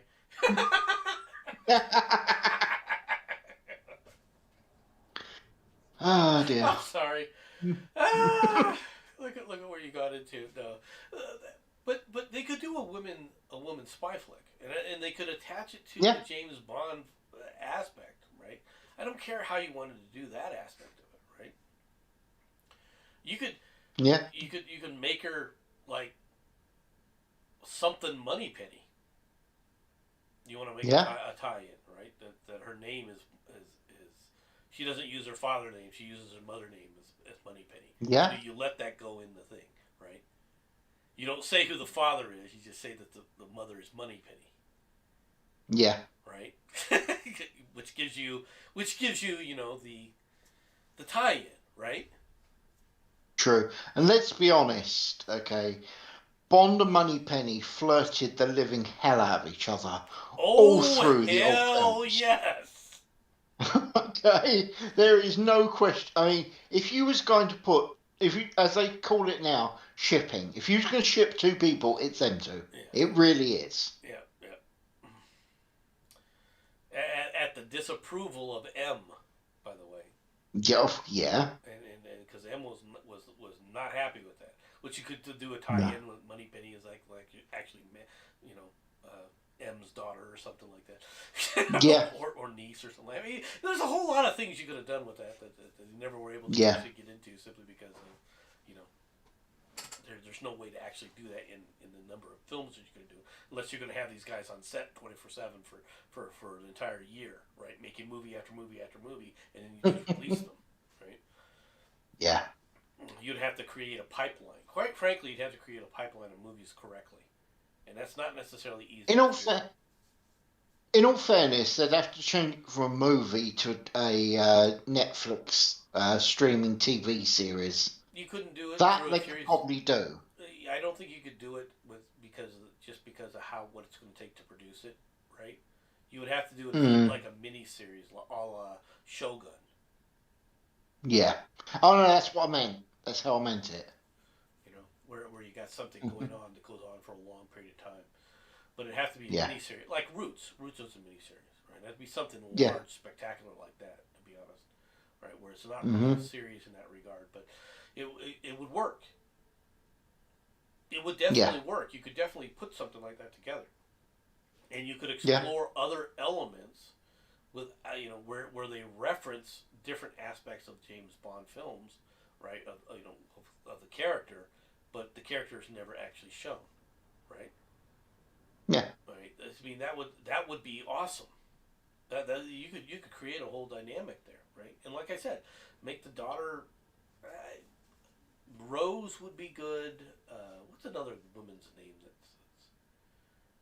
that's a single? It has to Well, be single syllable. yeah. Unfortunately, that does take away quite a few. Yeah. Because you'd go for like Lily or something like that would Yeah. be a perfectly good one. Because you got to go for an English sounding name as well. It does. I agree. But Okay. once again, it's got to be single syllable Yeah. because it's got to be blot blot. That's what it has to Yeah. be. Yeah. All right. I'm Bond, Rose Bond. Yeah, no, that would work. Yeah. Yeah, Rose works. Whereas, I'm Bond, Shaquille Bond. Doesn't quite do it, does it? Let's be fair. Well, I mean, no, It's it doesn't. horrified. It doesn't. And things like Samantha, that doesn't work. Even if you call him Sam, she's not going to introduce herself as Mm, Sam Bond. She would introduce herself as Samantha. So that doesn't work. You need true. something. Now, Kim might work. Kim Bond. Okay. But people You would. might not get. No, I've got one for you. Okay. You, as an American, probably wouldn't get this reference, but anyone English will understand it. Bond. Brooke Bond. And Brooke is a perfectly reasonable name as well. No, that's interesting. Yeah, Yeah. that would By the work. way, if you want to know, Brooke Bond is the name of, or was the name of a tea company, which also applies quite suitably as well. Well, as a female name, I mean, we have Brooke Shields. Yeah, We have Brooks. yeah, no, no, So that's what I mean. What actually, the more I think about it, the more it actually fits really quite well as Brooke Bond. Anne would work. Anne No, Bond. no, You don't think Anne Bond would work? no, I don't actually.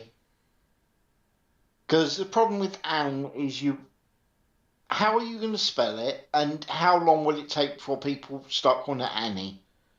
At Yeah. which point you got Little Orphan Annie, and it's just not going to work as a Bond thing now, is it? Annette. I think they would go with Mm, Annette, but mm. uh, Brooke. I'm actually sticking with Brooke. I think Brooke Bond would work. Again, the English would find it hilarious. I mean, there's double syllables of names, but it doesn't. It's got to have a single syllable if it's going to go with Bond. It really does. True, true. Right. I mean, you could do a lot of other names if you give it Moneypenny and make the person a Moneypenny instead. Yeah, Right. yeah. Because then you're not stuck with that. In all fairness, do you even know what Moneypenny's first name is? I I forgot. don't. I know. I used to know it. I don't remember it though. Oh, Because they did say okay. it. They I did say it one time. I think. I only ever knew her as Moneypenny. Yeah, fair point. So, but you're right. No one thinks of her anything but as Moneypenny, and Yeah, she was always Miss Moneypenny. that's right.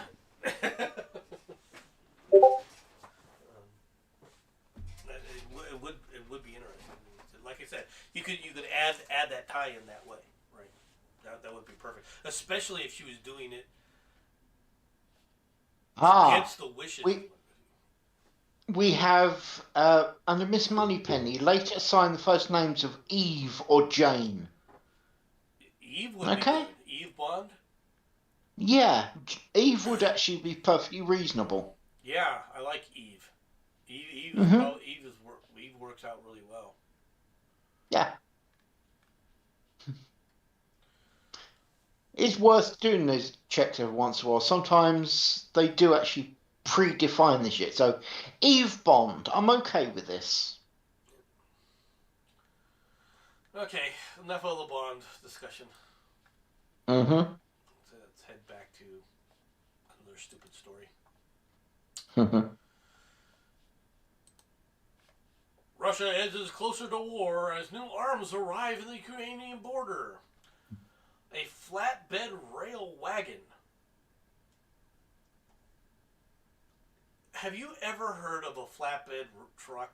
All right, I mean, or rail car. It's never referred to as a wagon. No. Well, who comes back and calls it a wagon? Speeding through the southwest of Russia last week carried an ill omen for negotiations to avert a larger war with the Ukraine. On board was the Buk M1, a kind of medium surface range to air missile system that became notorious in 2014 after a missile fired from territory controlled by Russian proxies in eastern Ukraine shot down a Malaysian airliner, killing all 298 people aboard. If Russia goes, That's bad optics right yeah, there. bad luck, bad luck, right? If Russia goes to war in the Ukraine, it still needs to take a number of steps, fully establishing fuel supply lines, opening field hospitals, and deploying anti-defense missile systems such as the BUK that would protect its heavy weaponry and troops near the front. Is the Ukrainian Air Force a powerhouse? No, it's like three guys in a kite. You know it. I'm serious about it. Let's So am we have to I. look at this. How many do they actually have? Let's look at the Honestly, I cannot actually think of any point where it's ever been mentioned about Ukrainian Air Force. air. Ever. Let's see what the Ukrainian Air Force has in Wiki. Hmm. All right. We're not going to look back in the past. We're going to have to take a look at now.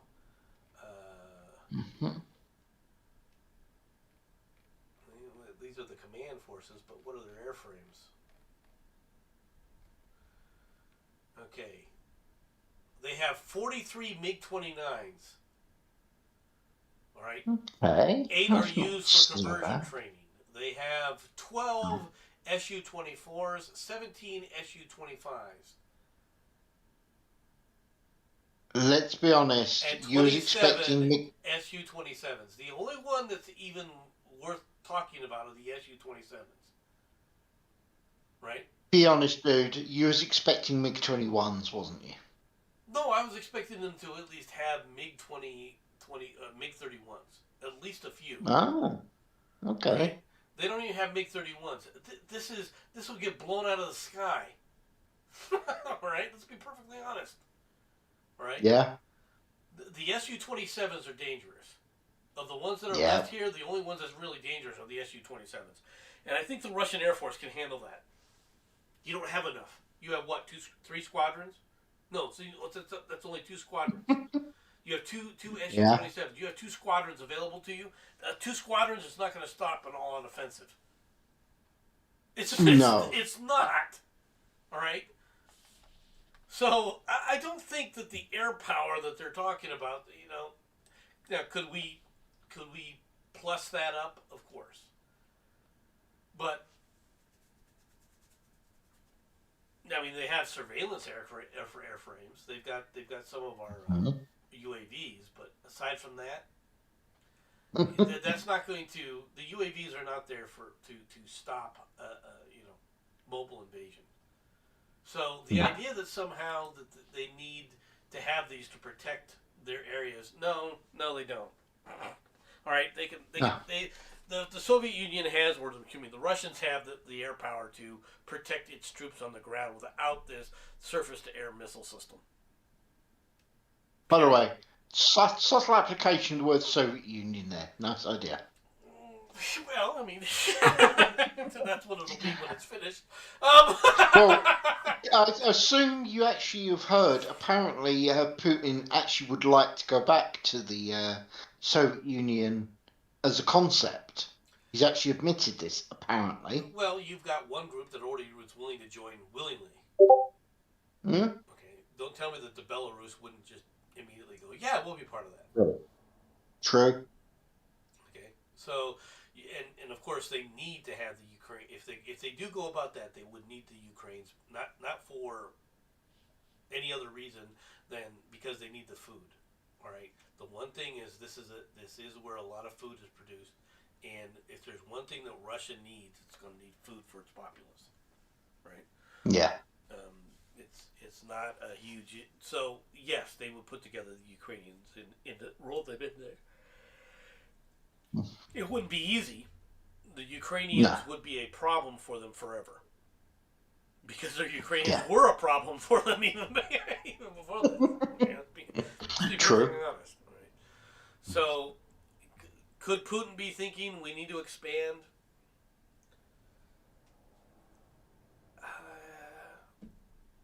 To be honest, if Putin was smart, what he would be doing is buying sections, right? Yeah. Because these people can be bought. So just buy a section of land, move in, buy a section of land, move in, right? Take you some Yeah. time, but he could do it. Yeah. He's just trying to save money by just invading Ukraine as a whole. That doesn't save money. You end up having to. I mean, it would be a good test bed for some of the new weapon systems to see how well they work. Actually, if he's doing it for any reason at all jokes aside, he's doing it to see exactly what the West will do.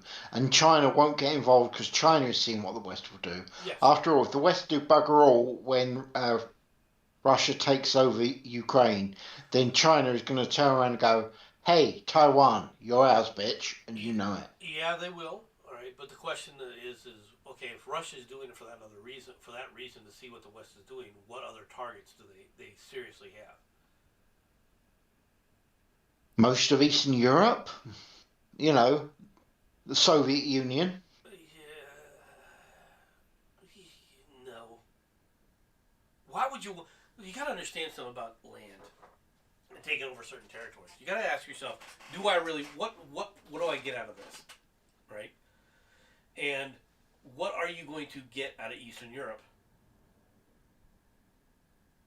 You're going to reinvade Hungary? Why? There's nothing there. Oh, no, I can tell you why. More mountains. No, I'll tell you why. It's because it used to belong to them, and they get to go back to the old days when they were all powerful. It would basically just be a best way I can put it is it would be as a diplomatic thing just to show, aren't we great? Look, we've got back the old Soviet Union. That's all this is, I feel. But I think that I don't think Putin's looking at it from that standpoint because it's like, why? What do we actually gain that's going to be useful? All right. This is why I don't think that he's with the Ukrainian. The war with the Ukrainians begins and ends, I think, with Crimea, right? Mm-hmm. And let's be honest, the Russians have seized it. Yeah. Okay, so the Russians By the way, seized Crimea already. I think you're looking at it wrong. It's not actually what they gain. It's what does the West lose. After all, Russia really, and I mean really, does not want the West being right on their board. They want something in between, and that is what Eastern Europe would basically be. That's what they have right now. A buffer zone. Except a lot of Eastern Europe actually wants to join the West in NATO. Perhaps want to join it, but to be honest, they're not clamoring for it, and they're not actually moving anything in, with the exception of the Baltic states and Poland. But taking the Ukraine doesn't move you toward Poland. No. All right, so almost the opposite. Yeah, that's what I'm saying. So what do you gain from this? There are oil fields down there. I will admit that oil is an issue. All right, if you're going to look at it from that standpoint. But to be honest, they would be better off moving through Turkey. Yes. Oh yes. Right, and for the Ukrainians, moving through Turkey may require the invasion of the Ukraine. Now that's an aspect. So if they take the Ukraine, basically their next target is Putin. I can see having his next target is Turkey. Okay, I don't see in any other way. Hmm. Now, Sean, it's a great idea. Offer Ukraine to be US territory. No, let's be fair, okay? If you had the choice of joining the Russians or joining Biden's lot, I would join the Russians. You know it. I don't know, Putin and Biden, an incompetent boogeyman, a strong man or a competent strong man. Which one are you gonna want to live under? I guess. I think Biden is actually the worst of the two. At least Putin appears to be halfway decent, where nobody expects Biden to be anything more useful than the local nut job down the road. You could imagine him standing outside 7-Eleven shouting at the stars, couldn't you? Yeah, Yeah. yeah, but Putin on the other hand is Yeah, he's riding a polar bear and shouting at the well, stars. Putin is a complicated individual. Okay, Yeah. because well, first of all, it's hard for us to understand Putin because, quite frankly, we're not Russian. Yep. Okay, and the Russian mentality has always the totality of the Russian mentality has always been very difficult because unlike many other groups, right? They're not braggadocious. Okay. I want to say one thing to you there, mate. Speak for yourself, comrade. Well, give me. There's only one braggadocious Russian leader we've ever had. Okay, and Who? and that was Khrushchev. Okay. Okay. Before me then. Um, All right. the only other one you could talk about was, but he really wasn't Russian, and that's Yeltsin, Boris Yeltsin. Yeah. All right. Yeah, he was drunk most of the time, even more than the standard Russian Well, being I drunk. agree, but Yeltsin was still not as braggadocious in that regard as someone like uh, uh, Khrushchev, right? Hmm. Khrushchev was always talking about himself, right? But Yeah. Russians generally like Putin. Does Putin talk about Russia all that much? He talk about himself all that much? No, No. right? Because Russians are generally taciturn, and you always kind of wonder what they're thinking. All right, now if you want to get engaged in conversation with them, all you have to do is make a disparaging comment about Mother Russia, and then they're the greatest things since sliced bread. But that doesn't give you a good idea of what the general mindset is. You see what I'm saying? True. Right. This is different, and because they don't engage in the West, because you don't see them, you don't engage with them all that often, really, you don't get a good.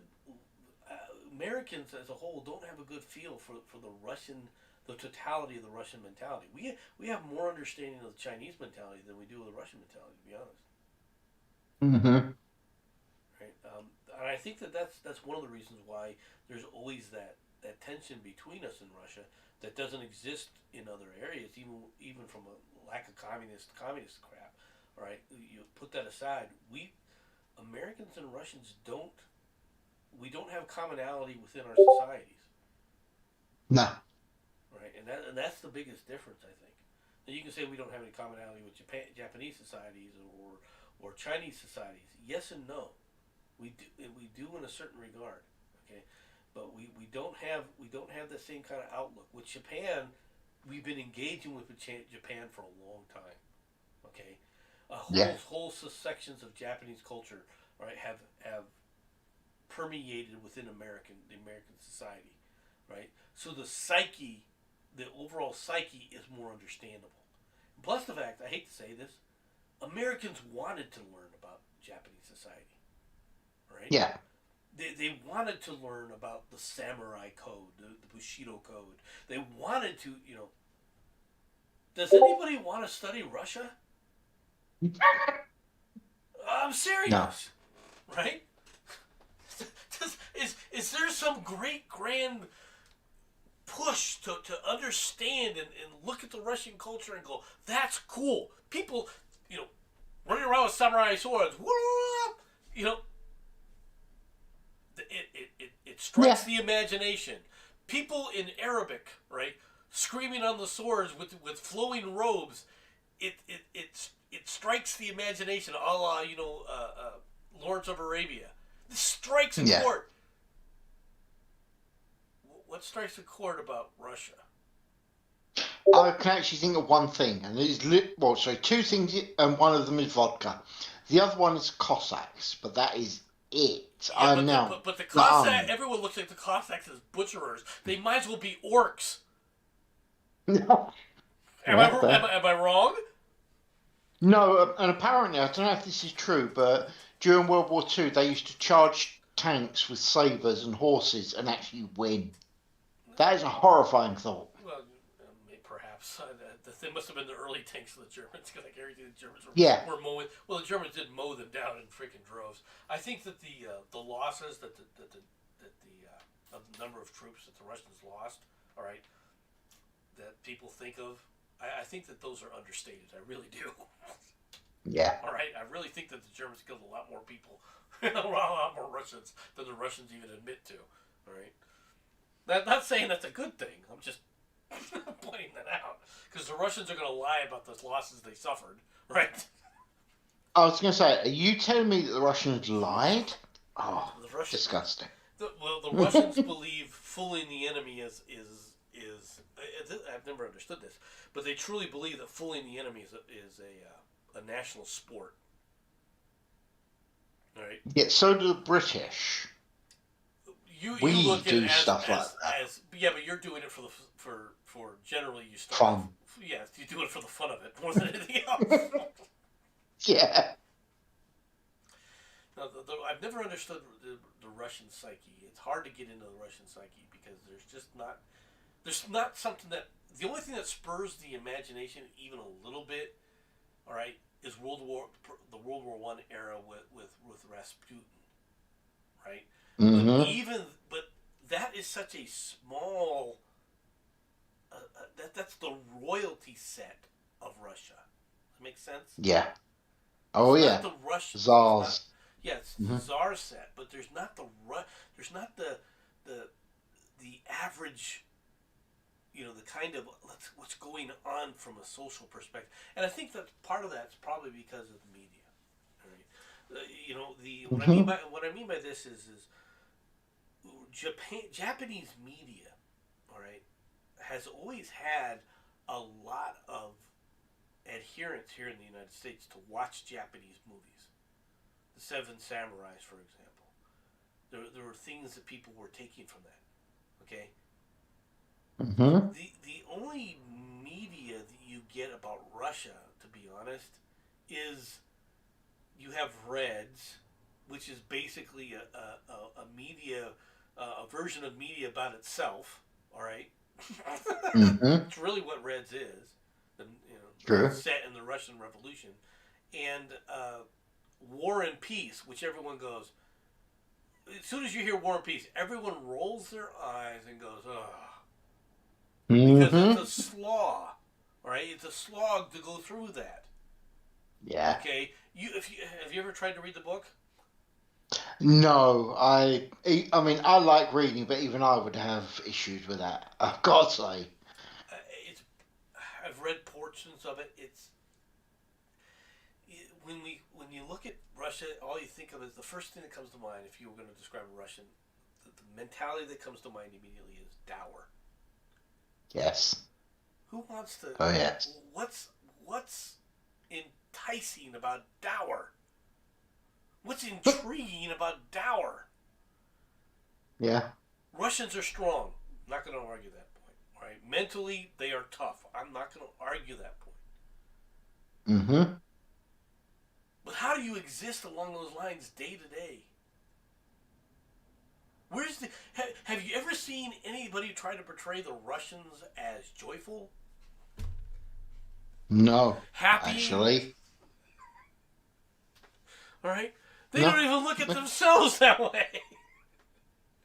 No. That right? unfortunately. I hate to say it, but so as a result, the perseverance is a characteristic of Russia. I'm not going to argue that, right? But there's nothing Yeah. there's nothing that that it's not imagination catching. You know what I mean? Yeah. It just isn't Yeah. there, and that's one of the reasons why we have we have a problem with Russia and dealing with Russians because the mindsets are so alien to ours, right? Oh yeah. Especially Americans. Americans, when it comes to perseverance, and not that the whole thing is, but see, there's a difference between perseverance. There has to be a purpose to persevere. You have to overcome at some point. Russian Yeah, they perseverance just is expect just you to keep going. we just it's perseverance. Yeah. Yeah. Literally perseverance for perseverance sake. Yeah. We will exist. We No other always have. way. We Yeah. always will. You will bend, Hmm. and if you don't, you will bend to our will. All right. I mean, Yeah. you. Our characterizations and our caricatures of Russians are always the same: dour, right? Brutal, Hmm. brutish. Okay. Honestly, brutish. Yeah. Of all the things you look at, it's brutish. Okay. When we were fighting, when we were engaging in the space race, which we talked about earlier with the Russians. Yeah. All right. The whole idea is the brutes put up a freaking satellite. All right. It's brutes in space. How can you allow this? It's orcs in space. We can't have this. Oh my God, Russian orcs! What a concept. Now that's funny. When you think of orcs, aren't they? Don't you think that they fit Russians? Do you want the truth? Okay. When it comes to orcs, I have to think only of one thing, and that is British football hooligans. I picture orcs as British football hooligans, and it fits British, disturbingly well. yeah, It really does. and does Russian hooligans fit any differently? Yeah, no, I can see your point, but I don't know. I just got this whole. The Orcs are very much your British football hooligan. It really just What are fits their what? personality.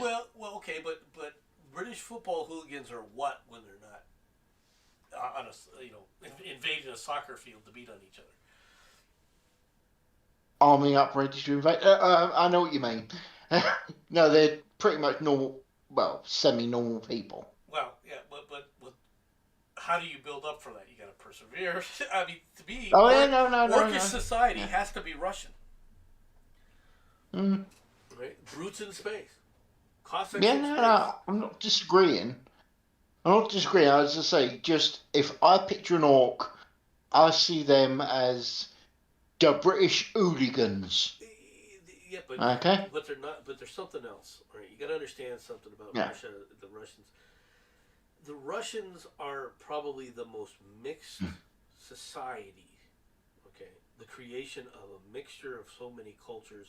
All right, that never should ever mix. Okay, how many times? Yeah. How many times has that area been overrun by Chinese, Mongols, Often. Yeah. Huns, Yeah. Germans? Okay, Yeah. they they they their view of the world, right? Normans. I mean, people forget this. The Vikings invaded these areas at one point. The Russian mentality is a mixture of all of this. Their psyche comes Mm-hmm. from all of these different groups, right? So the taciturn nature of the Russians, in some ways, is very Native American like, right? The, Well, yeah. I mean, come on. The Native Americans are, or at least were, Russian, if you go back far enough. to yes, to a point, right? But at the same time, I'm talking about the nature of these people, the very very core group of what Russia is like. I'm not saying Russians are Mhm. not humans. They're obviously humans. They enjoy things that we enjoy. They enjoy a good laugh and everything else. But the Russian culture isn't along those lines. Okay, the Russian culture is a mixture. I mean, for crying out loud, how many times did they fight the French? All right, they were invaded by the French. They've been invaded by Yeah. everybody. Let's be perfectly. The British Yeah. invaded them. All right, Yes. so they have this view of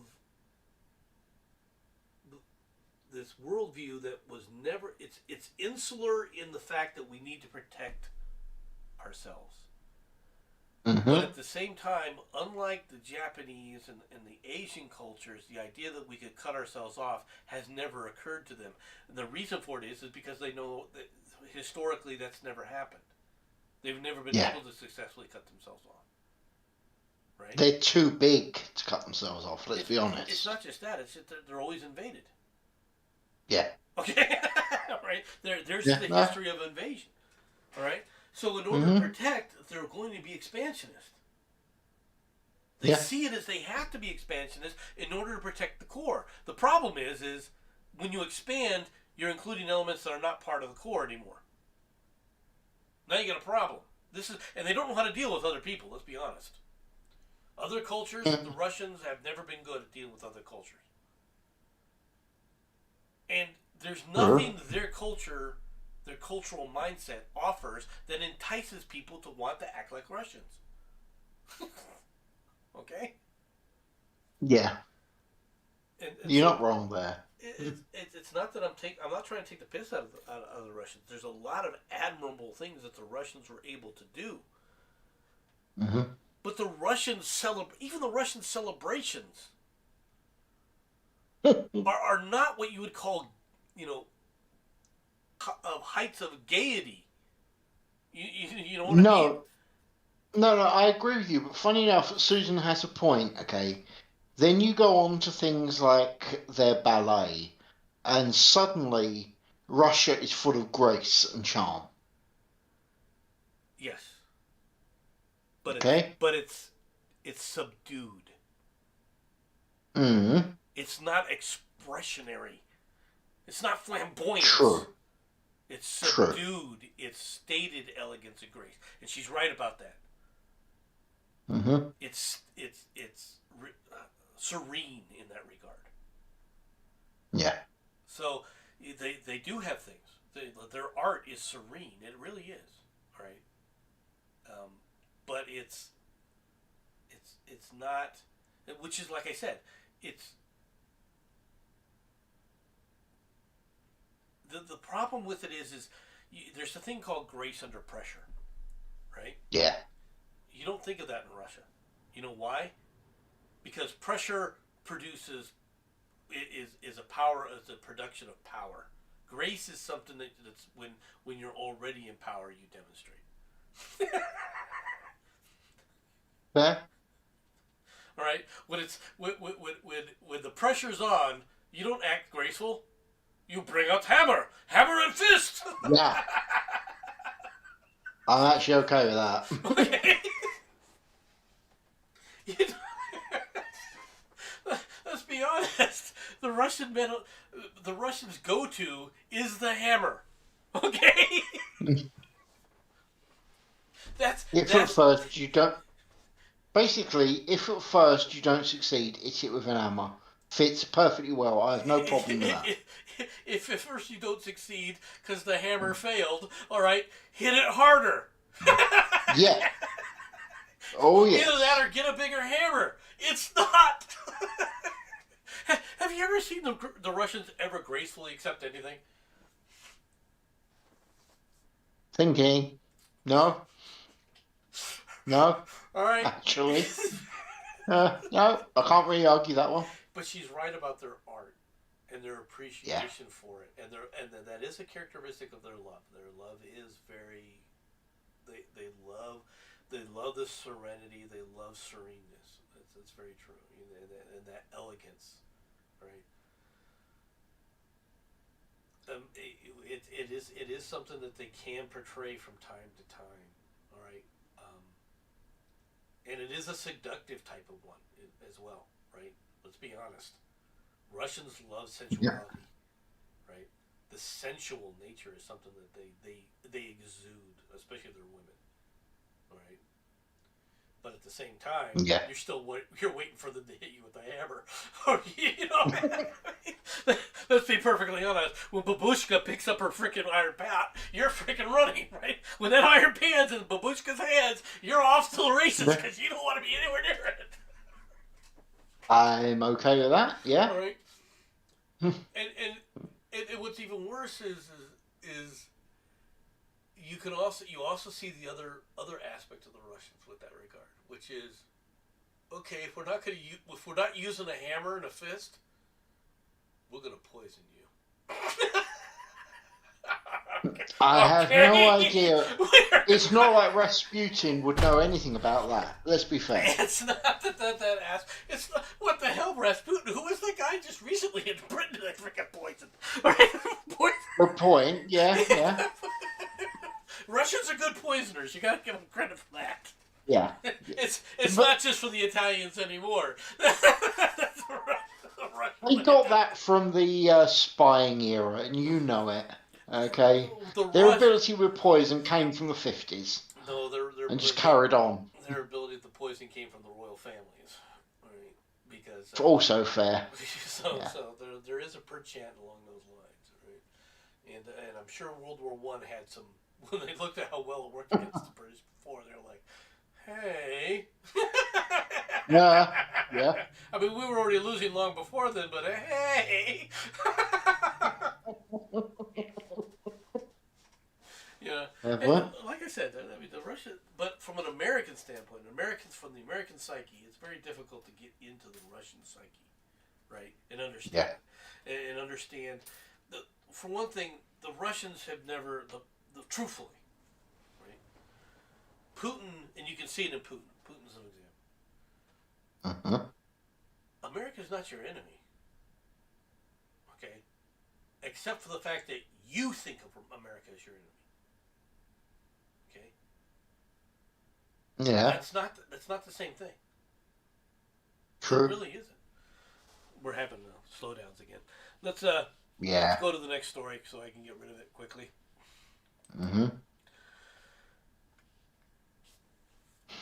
76-year-old targeted ex-boy and his new girlfriend in an auto vandalism spree. A 76-year-old Florida woman was arrested yesterday for allegedly targeting her ex-boyfriend and new girlfriend in an auto vandalism spree that employed oil, pink lipstick, and a dead raccoon. Assault with raccoon. The moment you can add the word "and a raccoon" into a conversation, you know you're doing well. Come on. According to the police, Patsy Morrell vandalized the cars in late September, 3 months after her relationship with Stephen Hughes, 74, ended. Hughes' new girlfriend, in an affidavit, right, is Michelle Busman Barrios, 64. So he went from the Model A to a Model T model. I mean, yeah. Investigators charged that Muriel damaged the vehicles while they were parked at night outside Hughes' home in Largo, a city in the Tampa Bay area. Have you noticed how many Tampa Bay, Florida? I mean, everything that happens like this happens around Tampa Bay. Have you noticed this? What is this telling you? I mean, seriously, what is this saying? I'm saying the Florida man with the Florida woman things, there's two places for them, Miami and Tampa Bay. You might want to start thinking about these, and mainly it's Tampa Bay. More than any other one that I see is Tampa Bay. Yeah. Disturbing, isn't it? There may be something in the water here. Okay? And we know that something's meth. I mean, just take a look at it. Come on. If Hughes' 2011 Chrysler had oil poured into its air vents and the words "loves kinky sex" and "womanizer" written on the windows in pink lipstick. The auto also sustained damage to its rear bumper, allegedly when Muriel rammed the car with her vehicle. The estimated amount of repair for the ride was $1,600. That's not much, to be honest. $1,600 for this kind of damage. there's only one thing people want to know. What was she doing involving the raccoon? Multiple parts of Busman's Barrios 2020 BMW were damaged by Muriel. According to the affidavit, oil was poured on the car and a dead raccoon was left on the hood, and the word slut was written in pink lipstick. The BMW's damaged was considered a total loss and exceeded $33,000. Ow. Now, I want to point something out here. You have Hughes, who has a Chrysler, and you got the new girlfriend driving a BMW. I think Sugar Mama applies here. He didn't trade her up for a new model. He traded her up for a higher class. Oh, yeah. I mean, the benefits here that you can see his benefits. You can see why he went this way. Okay. The probe determined that Muriel's GPS cell phone placed her in the vicinity of Hughes' residence on the night of the vandalism. Days after the incident, Muriel brought her car to the body shop for repairs, and the front of the car bumpers, which cops charged, included paint transfer of the same color of both victims' vehicles. Seen above. Yeah, what a genius. Seen above, Muriel was arrested Wednesday morning on a pair of felony criminal mischief. All right, and she lives in Muriel, who lives in South Pasadena, a story near St. Pete Beach. All right, I don't know where that is. You can't be too far from Fort Lauderdale, or I mean from Tampa Bay. She was released from jail on her own recognizance. Okay. A 74-year-old woman, she thinks of herself as a spry spring chicken, apparently. Yeah, a lovable little scamp.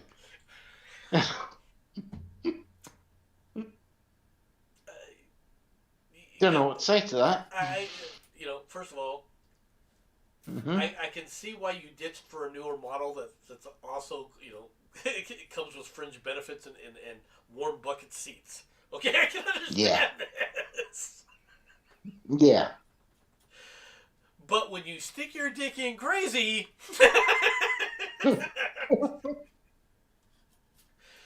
you done screwed up already. Kind of the proof. This is kind of the proof, though, isn't it? Let's be honest. Hello? Did you stick your dick in crazy? Yes. Did she do crazy stuff? Yes. See statement. Okay? Seriously, you get no protection here, mate. Everything was in the description. And what's more is the Miss New Girl, Miss Upgrade. Mm-hmm. You can do better. I don't know what Hughes looks like, but I have a feeling that she could do better. Yeah. All right. And gigolos can't be that expensive. Just put it out there. Yeah. Yeah. All right. I'm sure you could find Hugh Normus if you were really looking for Hugh Normus. Right? I'm just putting it out there. It'd be a lot less expensive than watching your car get totaled by a stupid psycho bitch. Yeah. Also true, and the downside, less chance of a guy nutting and stabbing you. Which, let's be fair, is a possibility. Well, I mean, if they stabbed him, that would have been one thing. But she went after her car. Yeah. No, I understand. Right. I have a friend who his ex-wife is a lunatic, right? Mm-hmm. And the divorce happened because of his ex-wife. Okay, his ex-wife was the one that was sleeping around, right? And he and quite frankly, he got tired of it and divorced her for it, right? And he traded her up for a former model, right? I'm not exaggerating this, right? His new wife at one point bought him a Dodge Viper. Now he was making. Let me rephrase this. He was paying six figures in federal tax. Okay, just Oh. that's Mm-hmm. that's what he was paid. So just to let you know, this guy had he had after he ditched the ex. Okay, he made something of himself. Okay, you understand the Yeah. concept? All right. After Yeah. he got rid of Dead the weight, is a polite term. the trailer park. All right. Now he did love his ex-wife. He had 2 kids with her, right? Well, actually 3 kids with her, and so forth, right? But at the same time, there comes a point of you know you gotta ditch the crazy, right? Fair. Well, his ex-wife, I was visiting him, and his ex-wife called, and Mm-hmm. the thing is he instead of going, I'm not listening to this shit and just hanging up, which is what I would have done. He Yeah. he engaged. He tries to engage with her by being quiet, and letting her rant, right? Yeah. And he all of a sudden he got this queer look on his face, right? And it was like, Mm-hmm. and after she hung up, right, I asked him what happened, and he said, she just called my new wife an evil cum slurping whore. Nice. Mmm. I was like, why are you even taking her phone calls? Well, she is the wife of my children. No, don't even engage. This is. Let's be fair, mate. She could have actually called him up, been speaking to him, and then the final words to him were, "By the way, you look good in that shirt," and I, then put the phone down. Now that's freaky. I just. Basically, he got asked, how's that your new cum slurping horrible wife doing? I'm like, I was like, well, it's pretty graphic. I mean, he's like, We're not yeah, mentioning we're not mentioning the accuracy of this. I noticed that, uh, but yeah. well, his new wife 2.0, right? Mm-hmm. Awesome girl, right? Ah. Okay. French Vietnamese background, right? Mm-hmm. Beautiful woman, really, really. Uh, uh, the only thing I have to say about her is, she's not one to she's not a wallflower herself, right? Yeah. Which is why I think that the ex-wife was trying to take it out on him rather than her, right? Because she wouldn't have tolerated it. Yeah.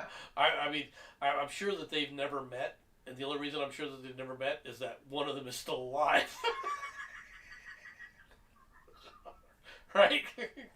Because Fair. I don't think his new wife would have. She wouldn't have cottoned to that in any way, shape, or form, and would have ended that. And I mean, Yeah. ended it.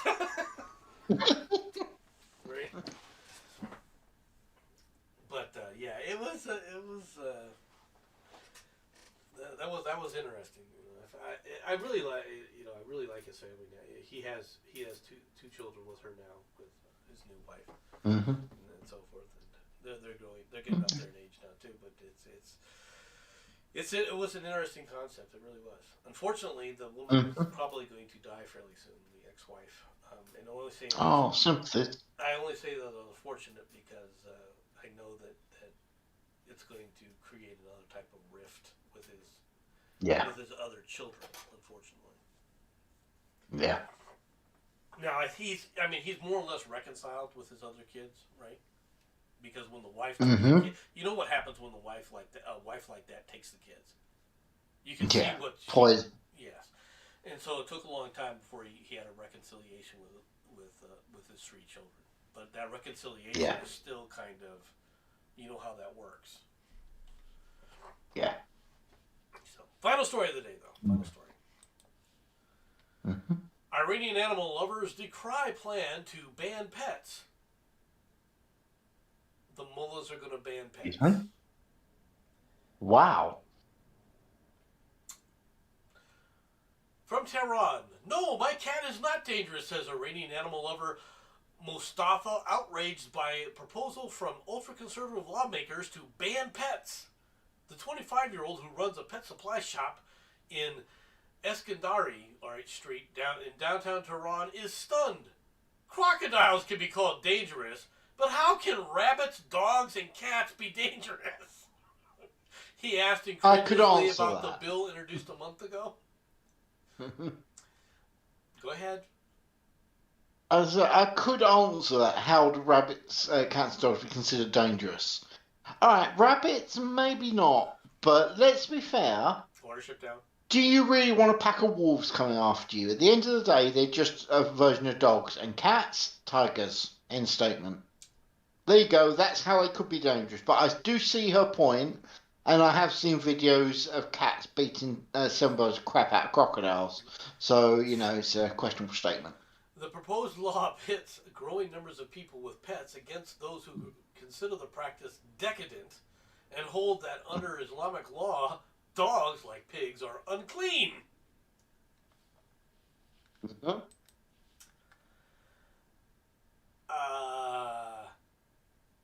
I would say that most pets, most dogs that are kept as pets, are far cleaner than most of the. Yeah, no. Remember that the Muslims actually consider them very much like the Jews consider pigs. When they say unclean, they mean unclean in the religious sense, not unclean as in the dirty sense. Yeah. Okay. Is the dog whispering to them in the night? No, but we actually have that over here. There are certain areas that if you actually take your dog out for a walk and the Sharia law brigade are out there, you'll be lucky if you get away with your dog. Otherwise, you're going home alone, and that's all there is to it. The proposed law would prohibit importing, raising, assisting in the breeding, buying or selling, transporting, driving or walking, and keeping in home wild, exotic, harmful, and dangerous animals. On the list includes crocodiles, turtles, sorry memes, snakes, lizards, cats, mice, dogs, rabbits, and other unclean animals, as well as monkeys. Don't mention slavery. Don't mention slavery. Don't mention slavery. Carry on. Offenders risk a fine equivalent to 10 to 30 times the minimum monthly working wage of about $98 or 87 euros and the confiscation of the animals. Okay, so they're confiscated. What happens to the animals next? Bang. Yeah, turn up the gas. Yep. These projects will certainly cause chaos, corruption, and collective disobedience to the law because living with animals is now a cultural phenomenon, warned the reformist Daily Shrarg.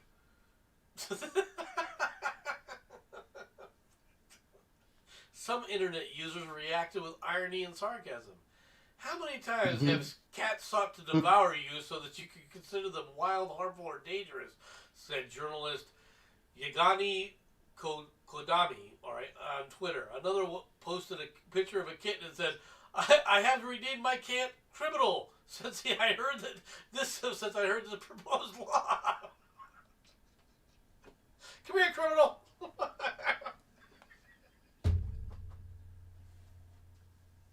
Oh dear. Wow. In the face of public outcry, a few parliamentarians are willing to strongly defend the bill, or fewer are willing to strongly defend the bill.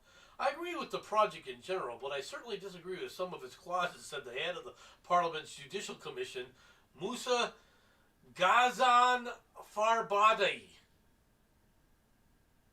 Ghazan Farabadi.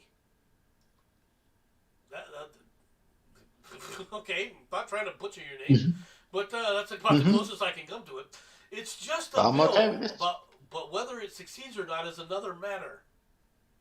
Right? Another lawmaker from Tehran, environmentalist Somalia Rififi, all right, not trying to butcher your name, said she believes the law is needed on which animals can be kept and which cannot. No one can deny the services that animals provide to humans, but this area must be regulated, she said. That is the basis of social life. Regulation. I guess Fido is gone. Yeah. Look, something you've said about all of this sort of crap before, I completely agree with you, and that is bomb, bomb, bomb, bomb, bomb terrain. I agree with you 100% given this, okay? You want to mess with the animals? Oh, man, you messed up, man. You picked on the animals. That's it. I am done with these people. Do not screw with the animals. Oh, don't use that word. Do not use that word, because that gives them other options. Good point. Do not mess with the animals. Mm-hmm. All right, you think I'm joking, folks? You all think that's a joke? Who knew? Yes. This is not a group of how were we saying elegant, subtle people? Okay. Cultured. That's the term. Cultured people. Yeah, there is no such thing as culture in the Islamic freaking sect of the world. Okay. Mm-hmm. I understand that people are going to argue with me about certain aspects of Islamic hospitality, right? Which I understand, right? I also understand that there's more lip service paid to that than actual adherence to it. Yeah. Okay, just putting it out there. That's all the stories I got for today. So I think we're done. We've been going on for quite a while here. Yeah. We have got, this is most definitely longer than normal, but nonetheless, thank you very much for your stories, Nomad, and thank you people for coming out and listening to us witter on for a while. I hope you enjoyed yourself, and I will see you on the next one. Bye bye, everybody.